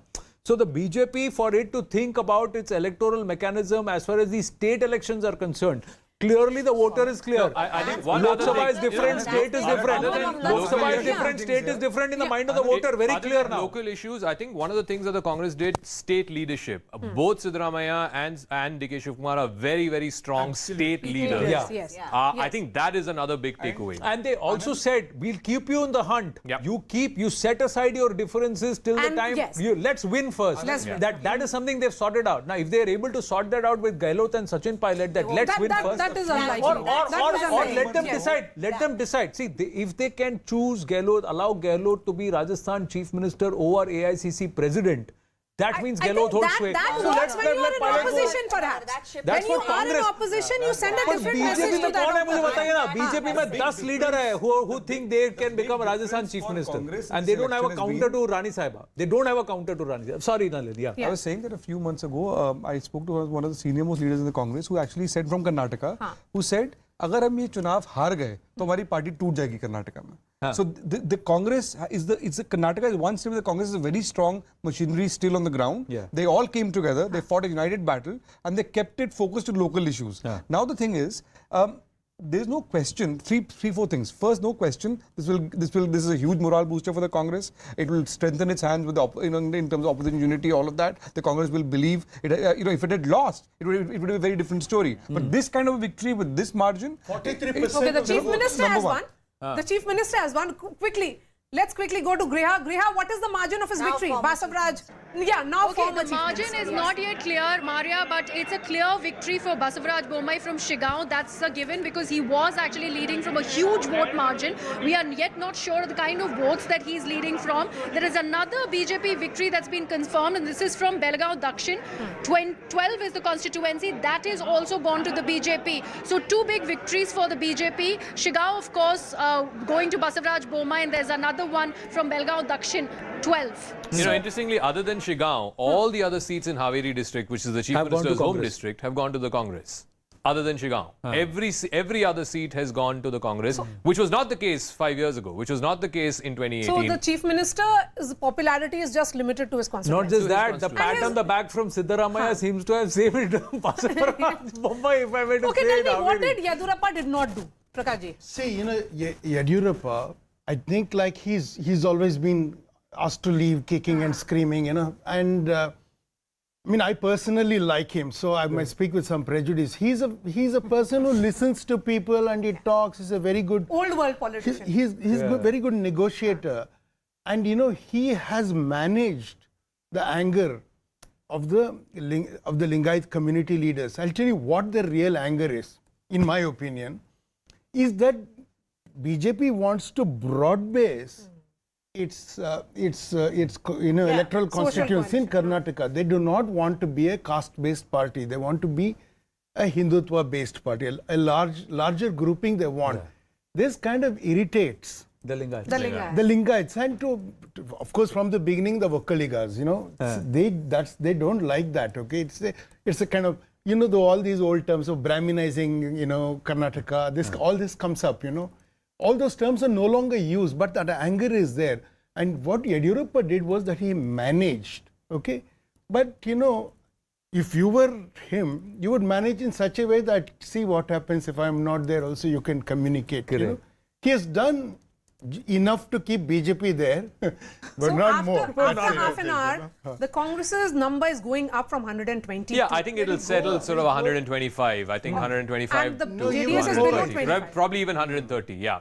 On the Lingayat question, I think there is a story there because certainly the Lingayats, some sections have moved away from the BJP. Look at this, 67 seats, the Congress leading in 38 out of those 67, BJP down to 23, down 17. Almost all of those gains have gone to the Congress. Just compare this to 2018 for a moment, because 2018 out of those 67 seats, it was almost the opposite picture. The BJP won 40, the Congress 20. I also want to take you back to 2013 because Yedurappa had left the BJP, he formed his own party. The Lingayat vote definitely split in that election. And if you look at 2013, it is similar to the story now. That time too, the Congress benefited because of the fracturing of the Lingayat vote. The BJP was down to 13. And now 10 years later, the BJP is down to 23 seats, 10 more than a decade ago. But look at the Congress. The Congress almost at that level where it was in 2013. It had 40 in 2013. It's got 38 this time around. I'm very, very clear. Two things. One, the Congress will have to give a senior Lingayat leader a senior position in its government. And two, I'm very clear about this. This sets the stage for Mr. Vijayendra to be projected as the next leader of the BJP. Yes. Very, very clear about it. So this also allows him to grow. This also allows him to grow. He sits in the opposition. So there is a generational shift. So I have to tell you. But the Lingayat domination in BJP discourse remains. Yes. The day I landed in Bengaluru, we were supposed to meet Mr. Yediyurappa in the evening. Suddenly we get a call saying that he's been asked to go to Hubli and camp there because the party was determined that there has to be some sort of a damage control, and of course Shettar has to be defeated and he has to sit there and manage all of those things. And so I was a little, in fact, when I got the appointment in Bengaluru itself, I was a little, I thought it a little strange because it was in the middle of the campaign. I would have thought he was traveling and he gave me a middle of the day time where most of these people are not available. And that's when I realized that Mr. Yediyurappa, of course, wants the party to do well, but I don't think his heart was in campaigning anymore. No, I mean, I think he was very clear that since he was not going to be chief minister, there was only so much he was prepared to do. And he didn't share this with anybody, but it is my idea that it is better for his son that the party had lost. In Shimoga district, because if he had been made MLA, if he had been elected MLA and not been made minister or not been given a huge responsibility or something, that would have been just look at that. In Shimoga district, other than Shikaripura and one other seat, I think Tirthahalli is the other seat. These are the two seats that the BJP has won. The JDS has won two. Can you believe it? In Shimoga city, the JDS has two seats. They're another kind of Vakkaligas. They're Namdari Vakkaligas there. Okay. The Vakkaliga groupings have split. The same may have happened with the Lingayat. DK Shivakumar. Waves and goes back. If I may add to what Nitula was saying, in the last few days of the campaign, they asked Vijayendra to campaign in several neighbouring areas. Many of the BJP's other Lingayat leaders, apart from Yediyurappa, the ones who defected, they're different. But the ones who stayed back, they've also lost. They've also lost. In some of the things. So if you have to have a Lingayat face now. No, not just the Lingayat face. This seeding and 5 years of building your profile and becoming a big road, that's another. So Griha's got another win, and we also have Charan Singh Sapra and Sanju Verma with us. We'll go to them in just a bit. Yes, Griha. Anand, another win from Shimoga, from Sorab, 116, where there is a Congress candidate, Madhu Bangarappa, who has won. Right now, the number of votes that have been counted, 30,000 still left to be counted, but he's already leading by over 31,000, and that's why he's been declared a winner. So, Sorab, 116, it's a Congress victory. There are also a lot of margin of votes that we were looking at, the earlier question that you were asking. And we do know how from Kanakapura, DK Shivakumar is already leading by over 42,000 votes. And right now, this round 8 of the counting that is completed. So no doubt about his winning. So that is, so that's there. There is a little bit of tricky situation for Varuna, but right now the round of counting is only on 4. That's how slow the counting is when it comes to this fight between Siddaramaiah and Somanna. So that we will get to know a little later, but Siddaramaiah has a clear lead of over 10,000 votes there also. And interesting imagery. DK Shivakumar comes out and does pranam on his own. He is by himself. There's nobody accompanying him. Siddaramaiah did the same. They are, of course, in different cities, but when it is about the first imagery that you want to project, you would have wanted to send a message. Who has got the police around him? Who's got the cops camped right outside him? The intelligence message. The intelligence message. Congress MLAs have been called to Bangalore. Who issued that? Who issued that call? Whether it was KPCC, DK Shivakumar or KPCC would have done it, but I'm just saying early morning, the first thing you see the police bandobast is around Siddaramaiah. So clearly the indications are there, and he is amongst all these leaders the tallest leader in the state. Also, if MLAs are electing, it will be Siddaramaiah. I think he'll have majority. Sanju Verma and Charan Singh Sapra, namaste, good morning, or sir, should I say good afternoon now? Charan Singh Sapra, congratulations are in order. The Congress clearly above 120 at this point in time. But Sanju Verma, this is not a very happy position for the BJP. Anand, I hate to say this, but whether we are winning or losing, we never try and jump the gun. As you have been saying, I've been listening to your analysis. In every seat in Karnataka, there are about 20 to 22 rounds. And at this point, as we speak, maybe 4, 5, 6, at best 8 rounds of counting has been done. I have been told by my karyakartas in Karnataka and our people who are watching the situation there from close quarters that we are seriously in contention and in the race in at least 106 seats where the margin of victory or loss is barely 400 or 500 odd seats. So I would say that this will be a closely contested election which will in the next couple of hours go down to the wire. Point number one. Point number two, I will concede one thing though, that at this point in time, the only major disappointment seems to be from the old Mysuru region, where we anticipated to do a lot better. But Bengaluru, the BJP is, marginally leading. In central Karnataka, it's again a closely contested fight with the Congress leading.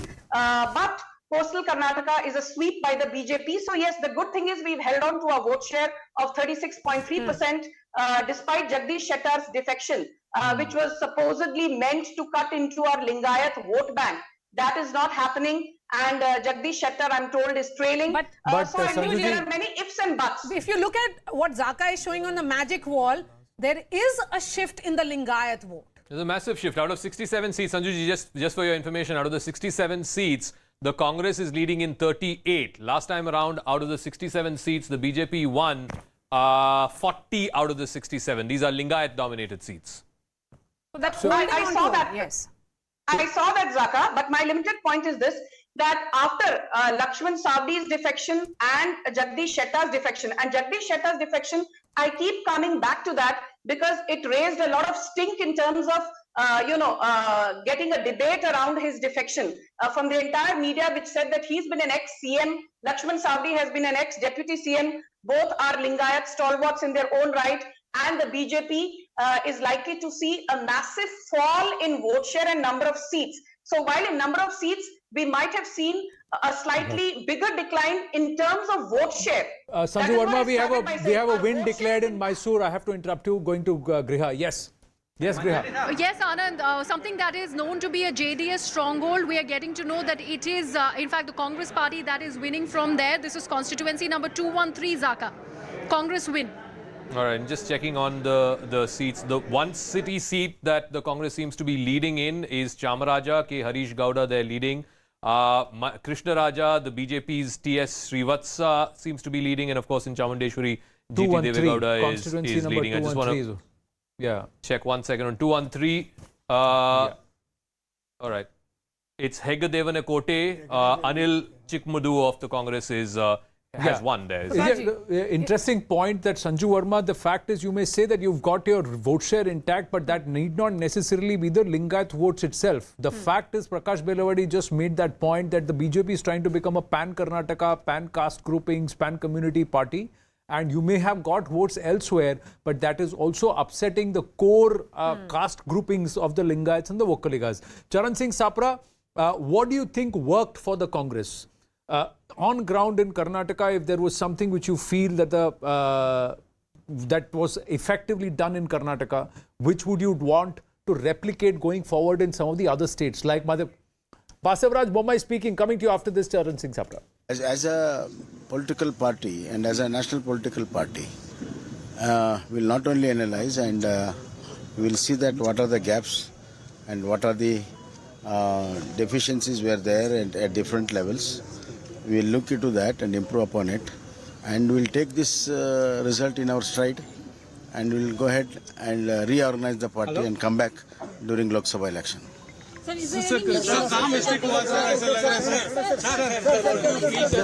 It seems like he's conceded the election to the Congress party. So further congratulations in order, Charan Singh Sapra. Back to that question. What do you think you'd want to implement going forward? See, Anand, as the time passes, we are watching that lotus is withering away, and just now, Mr. Bommai has, practically he has conceded. I feel Congress has won and BJP and the Prime Minister has lost, because the Prime Minister in this campaign or BJP in this campaign, they largely made this campaign as a referendum on Prime Minister. Like the way they campaigned, and they said ki Ashirwad milega Karnataka ki janta ko and all. So I feel this is a loss for BJP and Prime Minister. And as far as your question is concerned, that how Congress should go ahead in other states, I feel this is a big lesson for all the Congress leaders in the state which are going to elections, from Himachal as well as Karnataka. The way the leaders have coordinated well, the senior leaders, they have seen what is the pulse of the ground Charan level Singh ji, worker or the the ground level analysts in the situation, they have, studio understood. have They a went on different for view vocal to for local. what your analysis particularly of referendum is. So I don't think this is a referendum on the Prime Minister at all. I feel that the Prime Minister stepped in when he realized that this was really going to go down. The numbers for the BJP were actually quite bad, which is the point at which he stepped in. And there were two reasons for, if you look at his campaign, one was to actually energize a very, very dispirited sort of party cadre, because a cadre-based party like the BJP fights on the strength of the party workers' enthusiasm. Unless the party worker is enthusiastic, party doesn't win. So him going there, doing those road shows, etc., was to energize the party cadre that please go out and get other people also to the polling booth on that day. And in Bengaluru specifically, he felt that if he put in an effort, there would be some seats that could be flipped. Bengaluru, I think Modi going there and campaigning not only enthuses the cadre, I think he staved off what would have been a much worse defeat. You added a few. You look at the result.